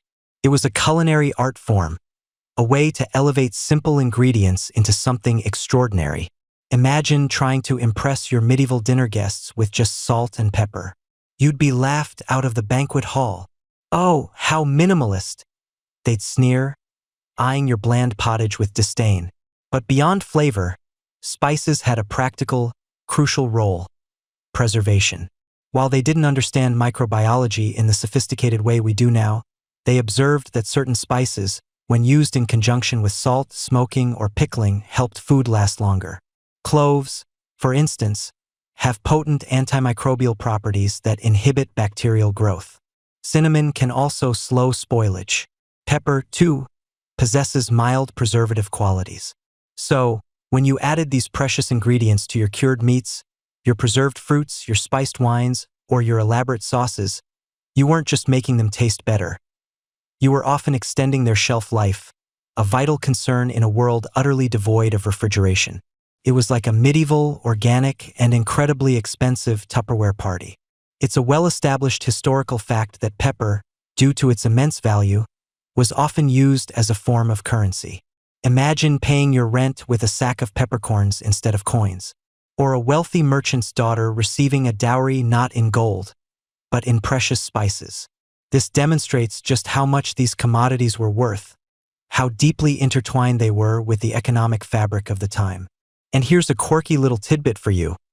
Some medieval medical texts even suggested that certain spices, like cloves or nutmeg, could ward off the Black Death. While we know now that was, shall we say, wishful thinking, a desperate hope against an invisible killer, it certainly added to their perceived value and mystique, elevating them beyond mere culinary ingredients to potent, almost magical protective agents. People would even carry pomanders, small, perforated containers filled with aromatic spices, believing the strong scents would purify the air and keep illness at bay. Now, historians still debate whether the primary motivation for the widespread use of spices was their perceived ability to mask spoilage in less than fresh food, or if medieval palates genuinely preferred the strong, complex flavors that liberal spice use provided. The truth is likely a blend of both, with the emphasis shifting depending on the specific spice, the social class of the consumer, and the availability of fresh ingredients. But regardless of the precise motivation, the result was a cuisine rich, bold, and utterly distinct from what we might expect today. The world of medieval spices was a testament to global trade, human ingenuity, and the relentless pursuit of both flavor and preservation. They were a symbol of status, a tool for survival, and a bridge to distant, exotic lands, all contained within a tiny, potent seed, bark, or thread. They remind us that even without modern technology, people found ingenious ways to make their food last, and perhaps more importantly, to make it taste truly extraordinary. Now, imagine you've just finished a long day of, well, medievaling. Perhaps you were tilling fields, or crafting a fine piece of armor, or maybe just contemplating the vastness of the universe from the comfort of your drafty castle chamber. Your stomach rumbles, and the scent of roasting meat, or perhaps a hearty pottage, wafts through the air. It's time for dinner, and you're about to step into the bustling, aromatic world of the medieval dining hall. Forget everything you know about modern dining, because here, things are different and surprisingly refined in their own way. The first thing you'll notice before you even think about sitting down is the emphasis on cleanliness. Yes, cleanliness. Not in the modern, sanitized sense, perhaps, but a ritual of purification nonetheless. Before a meal of any significance, and certainly before an important dinner in a noble household, you are expected to wash your hands. Not just a quick splash, but a formal, communal ritual. Servants, often young pages, will circulate with ewers of water and basins, pouring a gentle stream over your outstretched hands. You might be offered a clean towel, perhaps made of linen, to dry off. This isn't just about hygiene. It's a symbolic act, washing away the impurities of the day, preparing you for the communal act of breaking bread. It really puts those wash your hands before eating signs in modern restaurants into perspective, doesn't it? Except medieval hand washing involved a lot more shared basins and a lot less antibacterial gel. Once your hands are acceptably clean, you'll find your place at the table. Seating is a precise art, a visual representation of the social hierarchy. At the high table, often on a raised dais, sits the lord and lady of the house, along with their most esteemed guests. Below them, at long trestle tables, are the knights, squires, household staff, and perhaps visiting merchants or clergy, all seated according to their rank. There's no casual sit wherever you like vibe here. Your position reflects your standing, and to sit out of place would be a grave insult, or at least a social faux pas of epic proportions. You'll likely find yourself sharing your space, perhaps quite intimately, with your table companions. Personal space, as we understand it today, was a luxury rarely afforded, especially during mealtime. Now, let's talk about the tools of the trade, or rather, the lack thereof. When you look at your place setting, you'll notice something glaringly absent. The fork. Yes, the humble fork, that essential pronged implement we can barely imagine eating without, was largely missing from the medieval European dining table for much of the period. Its journey to widespread acceptance was a long and curious one. While rudimentary forks, often with just two tines, had been known in the Byzantine Empire and were introduced to Italy as early as the 11th century, often for eating sticky or saucy foods like mulberries or pasta, they were viewed with deep suspicion by many in Northern Europe. They were seen as effeminate, unnecessary, even an affectation of the wealthy and overly refined Italians. Some moralists even preached against them, claiming they were an affront to God, who had given humans perfectly good fingers for eating. It was like trying to introduce kale to a toddler met with resistance, no matter how good for you it supposedly was. It wouldn't be until the 17th or even 18th century that the fork truly became ubiquitous across all social strata in Europe. So, for now, put those expectations aside. Your primary utensils are your fingers. Yes, your clean, newly washed fingers. And you'll use them with remarkable dexterity and, surprisingly, a good deal of etiquette. You'll learn to tear meat from the communal platter or from the trencher with your fingers. You'll scoop up thick pottages, stews, and sauces with pieces of bread or, if you're lucky, a spoon. Spoons, usually made of wood, horn, or pewter, were common for liquid or semi-liquid dishes. They were practical and widely accepted. You will also have a knife. This is your personal knife, often carried on your belt. It's used for cutting meat into manageable pieces, for spearing morsels from a shared dish, or for trimming your trencher. But you don't eat directly off the blade, and you certainly don't use it to pick your teeth at the table. That's a big no-no. If you absolutely must pick your teeth, you're expected to do so discreetly, perhaps with a small toothpick made of wood or bone, and certainly not with a flourish. Speaking of trenchers, these are your plates, and they are fascinating. A trencher is essentially a thick slice of stale bread, often 4 to 6 inches square, designed to absorb the juices and gravies from the food placed upon it. You might receive a fresh one for each course, or share one with a companion. Once the meal is done, your gravy-soaked, food-laden trencher isn't simply thrown away. Oh no, it's either eaten by you if you're particularly hungry, or it's still relatively clean, or, more commonly, collected and given to the poor, to beggars waiting outside the hall, or to the animals. Think of it as the ultimate pre-compost bin solution. Or, if you're feeling less charitable, the original doggy bag. though the dog was usually right there, probably hoping for a dropped morsel. Dining etiquette, or nurture as it was often called, was a serious business, especially in noble households. Manuals like John Russell's The Book of Nurture from the 15th century laid out detailed rules for behavior at the table. You were not to blow your nose on the tablecloth, nor wipe your greasy fingers on your clothes. A clean napkin or a piece of bread was preferred. You shouldn't reach across others for food. Instead, you politely ask for it to be passed. You certainly don't talk with your mouth full or make loud slurping noises. And while sharing dishes was common, you were expected to take your portion neatly, without plunging your entire hand into the communal bowl or taking more than your fair share. Double dipping? Absolutely not.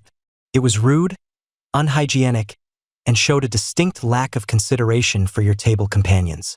Conversation at the table was expected to be polite, often centered on topics suitable for a lord's presence. Hunting, warfare, perhaps religious matters or news from other estates. Boisterous shouting was generally frowned upon, though laughter and cheerful banter were certainly part of the atmosphere. The lord might hold court, listening to petitions or dispensing justice, all while dining. It was a multifunctional space, the dining hall, serving as both a place of sustenance and a center of social and political life. The serving of the meal itself was another carefully choreographed ritual. Dishes would be brought from the kitchen, often a separate building to prevent fire and odors, and presented to the high table first, then to the lower tables in descending order of importance. Carvers, often skilled household officers, would expertly slice and portion meats, sometimes even demonstrating their prowess with a flourish, using specific knives for different cuts.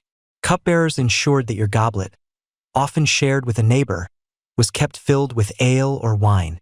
The flow of food and drink was constant, and the air would be thick with the smells of roasted meats, simmering stews, and perhaps the earthy scent of fresh bread. Entertainment was often an integral part of the meal, especially at grander dinners. Minstrels might play lutes or harps, singing ballads of heroic deeds or courtly love.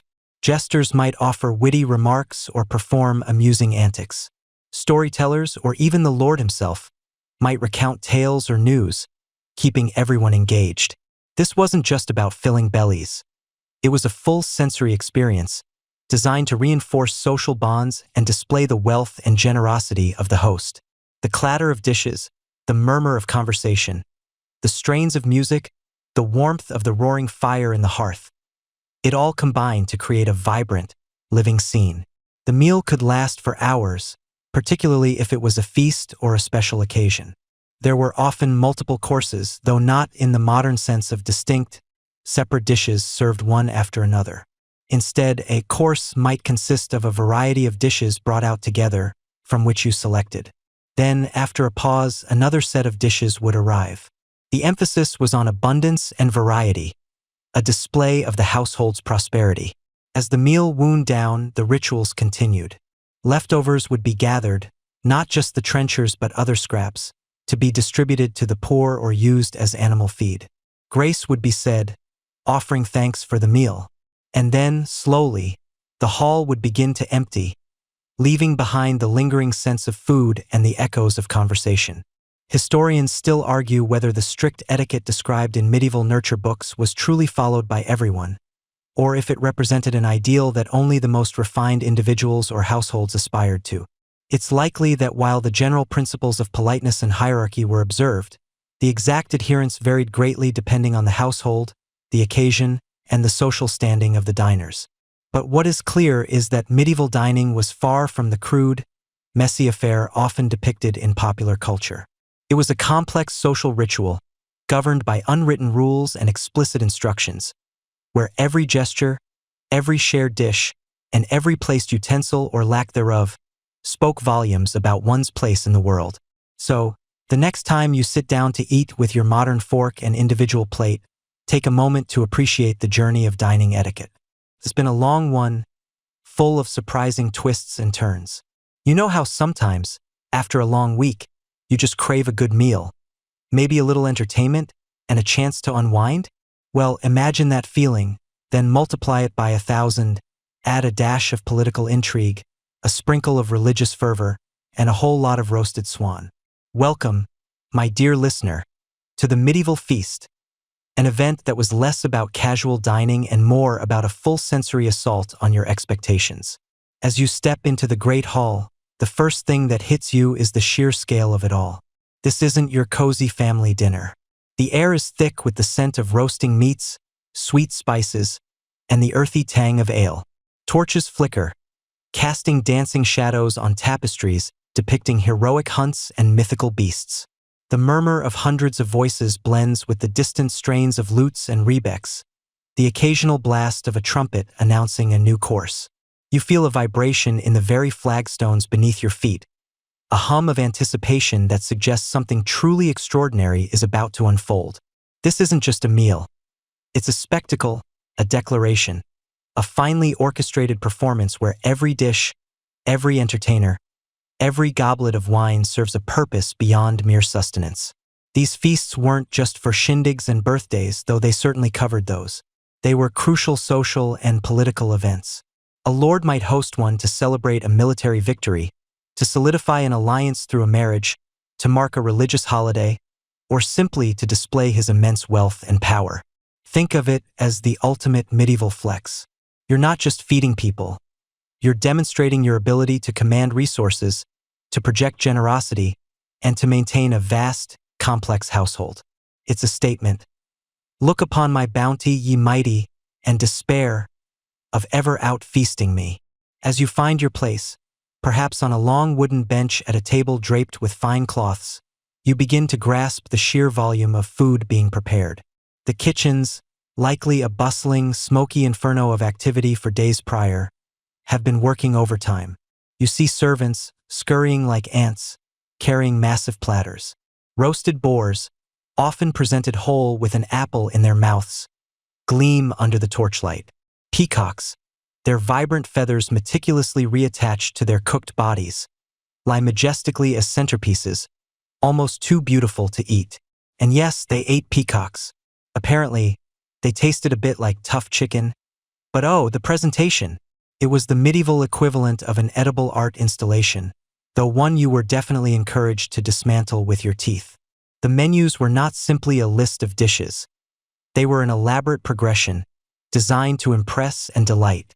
A typical grand feast would consist of multiple removes, where entire sets of dishes were cleared away and replaced by entirely new ones.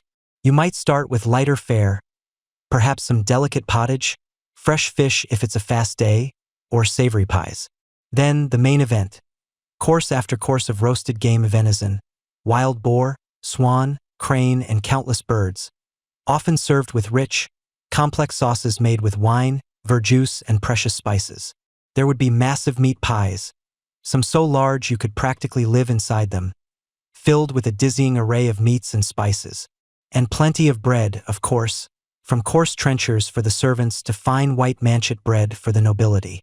It was a carb lover's paradise, if your carbs also came with a side of whole roasted animal. Beyond the sheer quantity, the medieval feast was a masterclass in culinary theater. This is where the quirky tidbit comes in. We're talking about entremet, pronounced entremet. These weren't just dishes. They were often elaborate, edible sculptures or dramatic presentations served between courses. Imagine a castle made of pastry, complete with tiny banners, or a fountain that spouted wine. Sometimes, live birds would burst out of a giant pie when it was cut open, a surprise that would certainly liven up any dinner party, though perhaps less so for the birds. A popular entremet was the cockatrice, a fantastical creature created by sewing the upper body of a roasted capon onto the lower body of a roasted piglet, then decorating it to look like a dragon. It was gruesome, it was magnificent, and it was probably delicious if you could get past the existential dread of eating a hybrid beast. Truly, medieval chefs were the special effects artists of their day. To wash all this down, you'd find an endless supply of ale and wine. Water, while available, was often viewed with suspicion, especially in urban areas where its purity was questionable. So, you'd drink fermented beverages, which were safer and also provided a nice buzz to enhance the festive atmosphere. Imagine rivers of ale flowing, barrels being constantly tapped, and servants refilling goblets with practiced ease. It's a miracle anyone could stand up by the end of it, let alone remember the political negotiations they were supposedly conducting. But a feast wasn't just about eating and drinking. It was a multisensory experience, a grand production. Entertainment was integral. Minstrels would roam the hall, singing ballads of chivalry and love, playing lutes, harps, and pipes. Jesters, with their sharp wit and colorful costumes, would perform antics and tell jokes, often subtly satirizing the very lords who employed them. Acrobats might tumble and contort, while jugglers tossed flaming torches or sharp knives. Sometimes, outside the hall, there would be displays of martial prowess, like jousting tournaments or mock battles, adding another layer of excitement and grandeur. It was like a medieval variety show, only with more roasted meat and fewer commercial breaks. The symbolism of these feasts was profound. Firstly, they were an undeniable display of power and status. The ability to host such an event, feeding hundreds or even thousands of people with exotic ingredients and elaborate dishes, signaled immense wealth and influence. It reinforced the social hierarchy, with the most important guests seated at the high table with the host, while those of lesser rank sat further down. Secondly, feasts fostered social cohesion. They brought together nobles, knights, clergy, and sometimes even favored merchants or skilled artisans, creating a shared experience that could bridge divides and strengthen allegiances. It was a chance for people to see and be seen, to network, and to reinforce their place within the social fabric. Thirdly, many feasts were deeply intertwined with religious observances. Christmas, Easter, Pentecost, and the feast days of various saints were all occasions for lavish celebrations. Fasting, as we discussed previously, created a powerful contrast, making the feasting even more joyous and significant. The indulgence was often seen as a legitimate release after periods of pious abstinence. Finally, feasts served as important political arenas. Amidst the revelry, serious discussions and negotiations would take place. Alliances were forged, treaties were signed, and disputes were arbitrated, often over a platter of gilded roasted swan. It was a less formal but perhaps more effective form of diplomacy. As the hours wore on and the food kept coming, you might notice that not everything was consumed. While there was certainly a lot of eating, the sheer volume of food also served as a visual spectacle. Historians still debate whether all of that food was actually consumed, or if much of it served primarily as a visual testament to the host's boundless wealth and generosity, with leftovers distributed to the poor or servants. It's a fascinating question. Was it about eating, or was it about showing off? Probably a bit of both, let's be honest. By the time the final course, perhaps a subtlety of marzipan figures or spiced wine, is served, and the last minstrel has sung his song, you feel utterly sated, perhaps a little lightheaded from the ale, and certainly overwhelmed by the sheer sensory input. The hall begins to empty, the torches dim, and the lingering aroma of roasted meat and sweet spices hangs heavy in the air. You've experienced not just a meal, but a meticulously planned, grand theatrical production, designed to impress, to entertain, and to reinforce the intricate web of power and society that defined the medieval world. And as you stumble out into the cool night air, you can't help but wonder if medieval indigestion was as epic as their feasts. And so, as we gently drift through the lingering aroma of medieval spices and the echoes of grand feasts, we arrive at perhaps the most pervasive and often overlooked shaper of the medieval diet, the unyielding, ever-present hand of religious doctrine. If you thought your modern diet fads were strict, prepare yourself, because in the Middle Ages what you ate, and crucially what you couldn't eat, was dictated not by a celebrity influencer, but by the church, and its influence was absolute, woven into the very fabric of daily life and the rhythm of the year. Imagine, if you will, living in a world where your culinary calendar was less about seasonal produce and more about spiritual penance. You see, for the devout medieval Christian, food wasn't merely sustenance. It was a tool for spiritual discipline, a means of honoring God, and a constant reminder of sacrifice. The concept of fasting or abstinence from certain foods wasn't just for monks or particularly pious individuals. It was a universal obligation, a shared experience that bound lord and peasant alike in a common, often hungry, endeavor. This wasn't a choice. It was simply how life was lived. The Church, in its infinite wisdom and authority, laid down strict dietary laws that determined what could be consumed and when. And these weren't just suggestions. They were commandments backed by the very real fear of eternal damnation. It's like the ultimate dietary challenge, but instead of winning a cash prize or a beach body, your reward was spiritual merit. And maybe avoiding eternal damnation, which, has its perks. The most significant and widely observed period of fasting was, of course, Lent. For 40 days leading up to Easter, the entire Christian world transformed into a landscape of dietary austerity. Now, when we say fasting today, we might think of skipping breakfast or having a juice cleanse. In the Middle Ages, Lent meant a complete prohibition on flesh meat. That's any warm-blooded animal, so no beef, no pork, no chicken, no lamb. But it didn't stop there. During Lent, you also said a temporary goodbye to dairy products, milk, cheese, butter, and eggs. Picture a world without cheese for over a month. Even the most ardent modern vegan might raise an eyebrow at that level of commitment. The rules often stipulated only one meal a day, typically in the late afternoon or evening, and even that meal was meant to be simple, devoid of rich fats or excessive indulgence.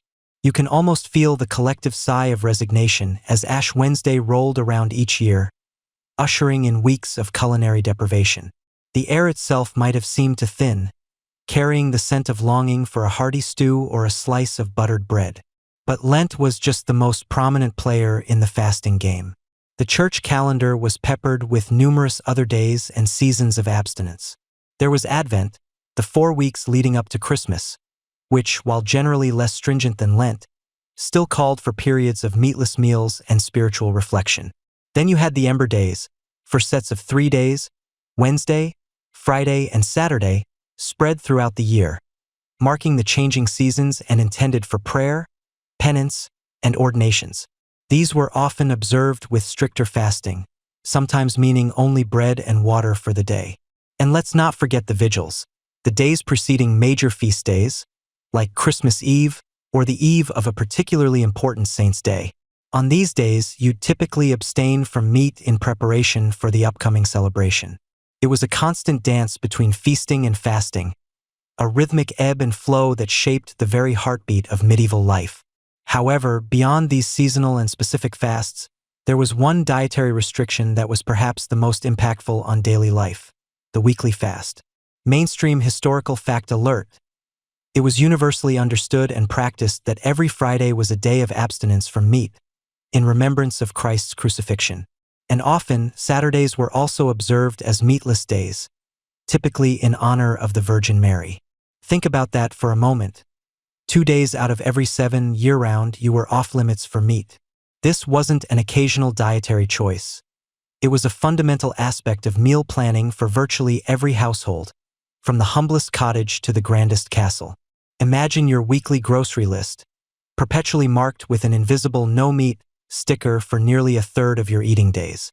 This widespread adherence meant that medieval cooks had to be incredibly versatile and resourceful, constantly adapting their menus to meet these religious demands.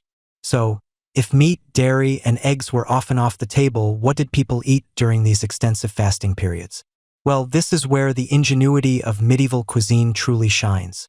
Fish became the undisputed king of fast day meals.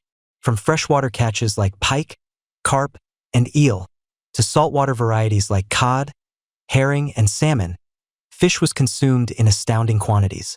This led to a massive industry dedicated to fishing, fish farming. You'd find fish ponds even in monastic grounds and noble estates, and fish preservation through salting, drying, and smoking. You'd be eating so much salted herring, you might start to feel like you were evolving gills. For those without access to fresh fish, dried cod or salted herring were staples, providing vital protein, even if they tasted a bit leathery. Beyond fish, vegetables, grains, fruits, nuts, and various oils formed the backbone of the fasting diet. Pottages made from peas, beans, and lentils were common, as were a myriad of bread types.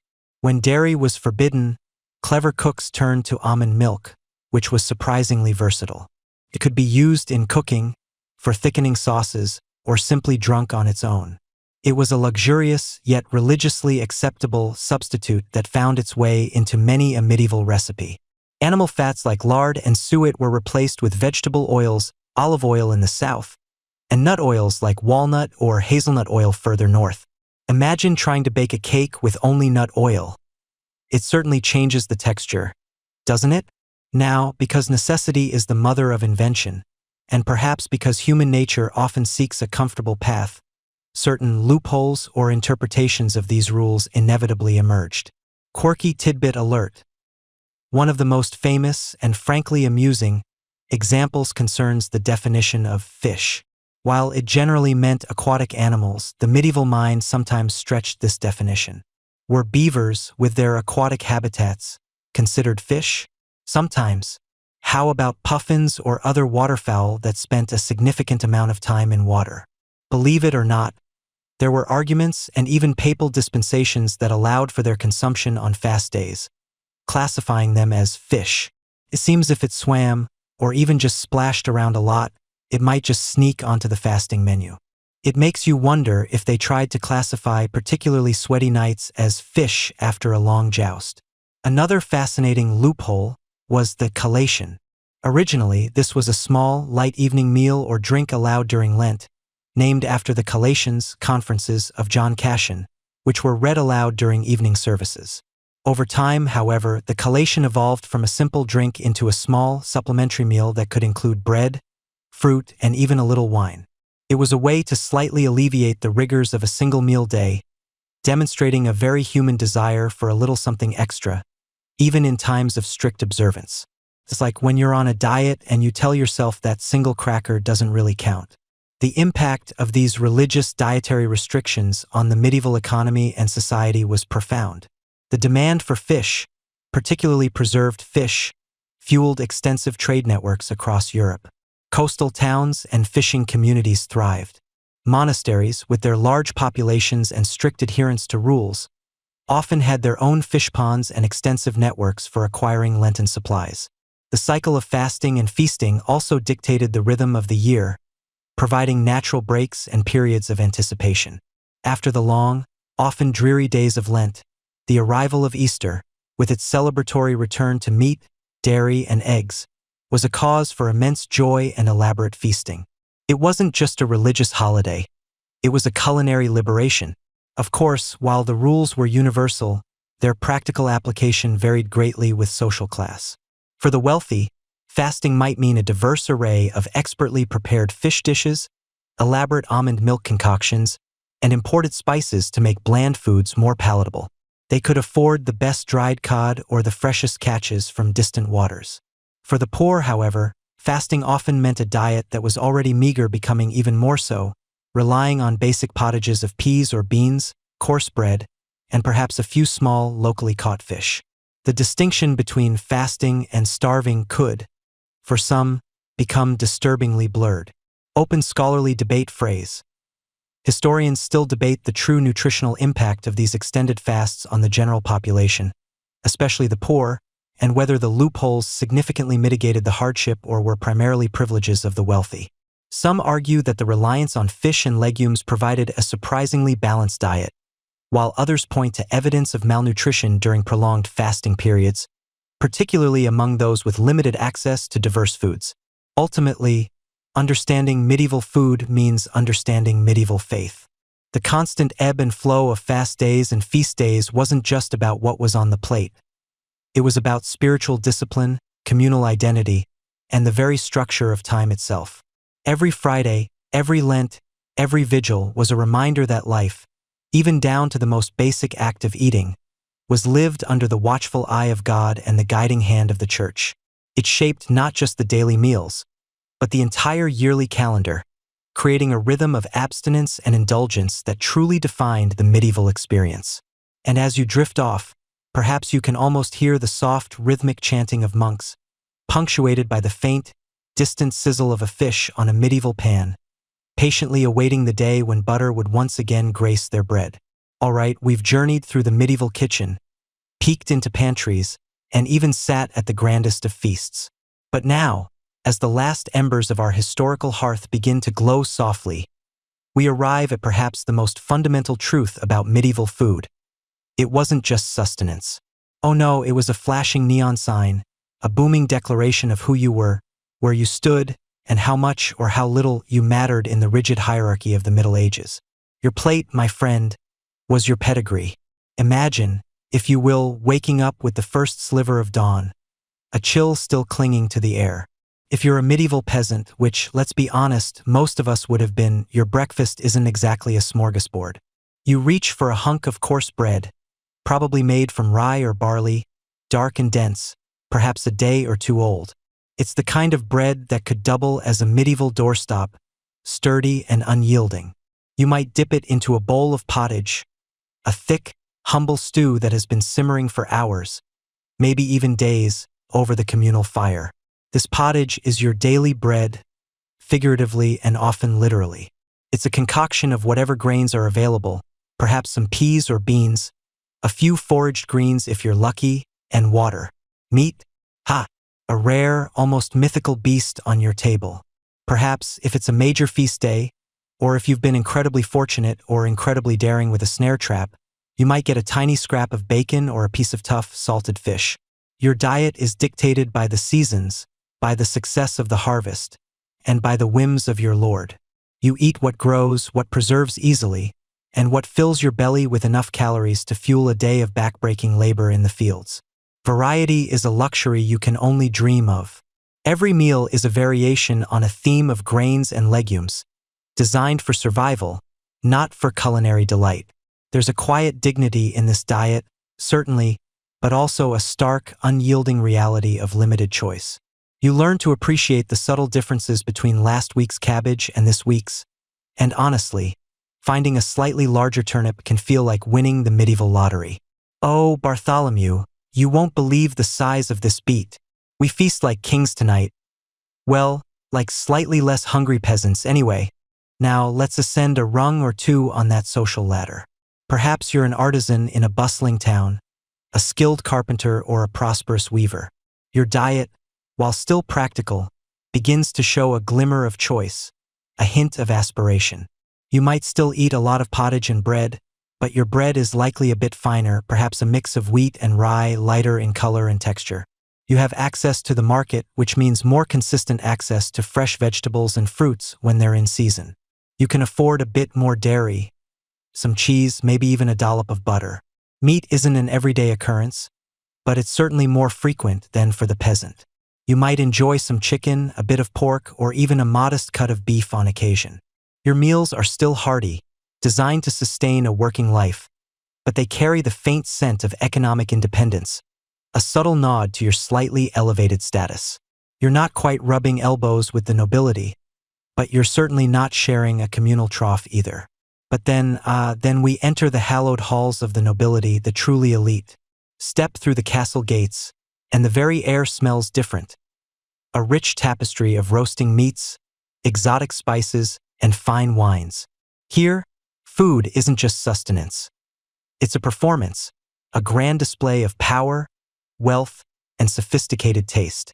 Your table groans under the weight of abundance. Forget coarse bread. You feast on delicate, white loaves made from the finest wheat flour, a true luxury, symbolizing purity and status, a stark contrast to the dark bread of the common folk. This, by the way, is a mainstream historical fact.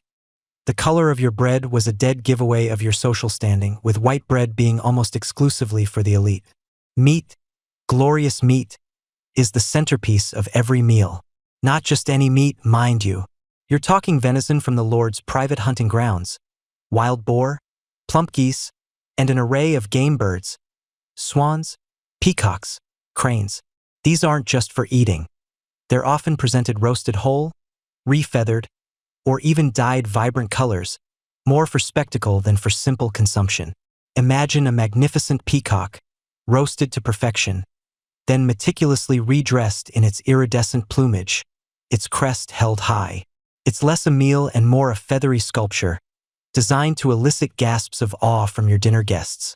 Darling, is that all? I specifically requested the unicorn pâté this evening. I simply cannot be seen eating something so terrestrial.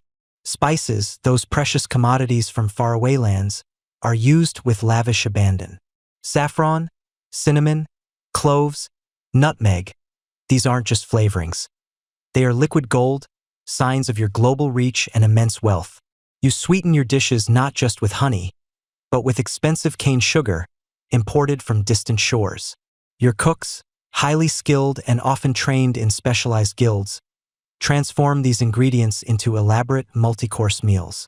Dishes are often pureed, strained, and reformed into intricate shapes or dyed with vibrant plant-based colors. You might have several different types of meats, fish, and fowl, all served simultaneously, alongside rich sauces, delicate pastries, and sweet fruit tarts. Dining etiquette also reinforced class distinctions. While commoners might eat with their hands or a simple knife, sharing trenchers of stale bread as plates, the nobility employed more refined manners, though forks were still a rarity for many. The sheer quantity of food, the variety, and the exoticism of the ingredients screamed wealth from every platter. Feasts were not just meals. They were political events, opportunities to solidify alliances, impress rivals, and demonstrate the Lord's generosity and power to his retainers. To be invited to a noble's table was an honor, and the food served reflected your host's standing. Now, here's a quirky tidbit for you. While sumptuary laws in the Middle Ages primarily focused on clothing dictating who could wear what fabric or color, there were indirect ways that food consumption was regulated by class. For instance, hunting laws strictly reserved certain animals, like deer and wild boar, for the nobility. Poaching, if caught, could lead to severe penalties, including mutilation or even death. So, while there might not have been a law explicitly stating peasants shall not eat swan, the practical reality of who could acquire such an animal, combined with the extreme cost and the legal restrictions on hunting, effectively ensured that these foods remained exclusive symbols of the elite. Food was, in essence, a coded language of status understood by all. Of course, even for the wealthy, food security wasn't a given in the face of widespread famine or plague, which could affect harvests and supply chains. But the poor were always closer to the brink. A single bad harvest could mean starvation for thousands of peasants, while the nobility, with their stores and diversified lands, could weather the storm with greater ease, though not entirely immune. This brings us to a crucial point of scholarly debate. Historians still argue whether the consistent diet of medieval peasants, though monotonous, provided sufficient caloric and nutritional intake to sustain their labor-intensive lives, or if chronic malnutrition was a more widespread issue than previously thought. It's a complex question, balancing the hardiness of traditional diets against the undeniable realities of scarcity and disease. So, as we bring our journey to a close, remember this. In the Middle Ages, your plate was your passport. It told the world whether you were rooted to the earth, toiling for sustenance, or soaring above, feasting on the bounty of the land and the fruits of distant empires. Food wasn't just about filling your stomach. It was about filling your place in society, a delicious, or sometimes painfully bland, reflection of the stark realities of medieval hierarchy. And now, as the last echoes of our historical exploration begin to fade, feel yourself gently drifting. The grand castles and humble cottages, the bustling markets and quiet fields, they all soften around the edges, becoming hazy memories. The clatter of plates, the murmur of ancient voices, the scent of wood smoke and spices, they too recede, like a tide going out, leaving behind a tranquil calm. You've learned so much tonight, haven't you? So many surprising truths about a world that once was, a world that shaped our own in ways we often don't consider. Let those new insights settle softly in your mind, like dust motes dancing in a fading beam of sunlight. There's no need to hold on to every detail. Just allow the gentle hum of history to lull you into a peaceful state. The past is a quiet place, full of stories waiting to be discovered. But for now, those stories can wait. They'll be there tomorrow, fresh and ready for another day. Just breathe deeply, letting go of any lingering thoughts or worries. The day is done, the lessons learned, and now it's time for rest. Let the quiet of the night embrace you, a soft, comforting blanket. All is well.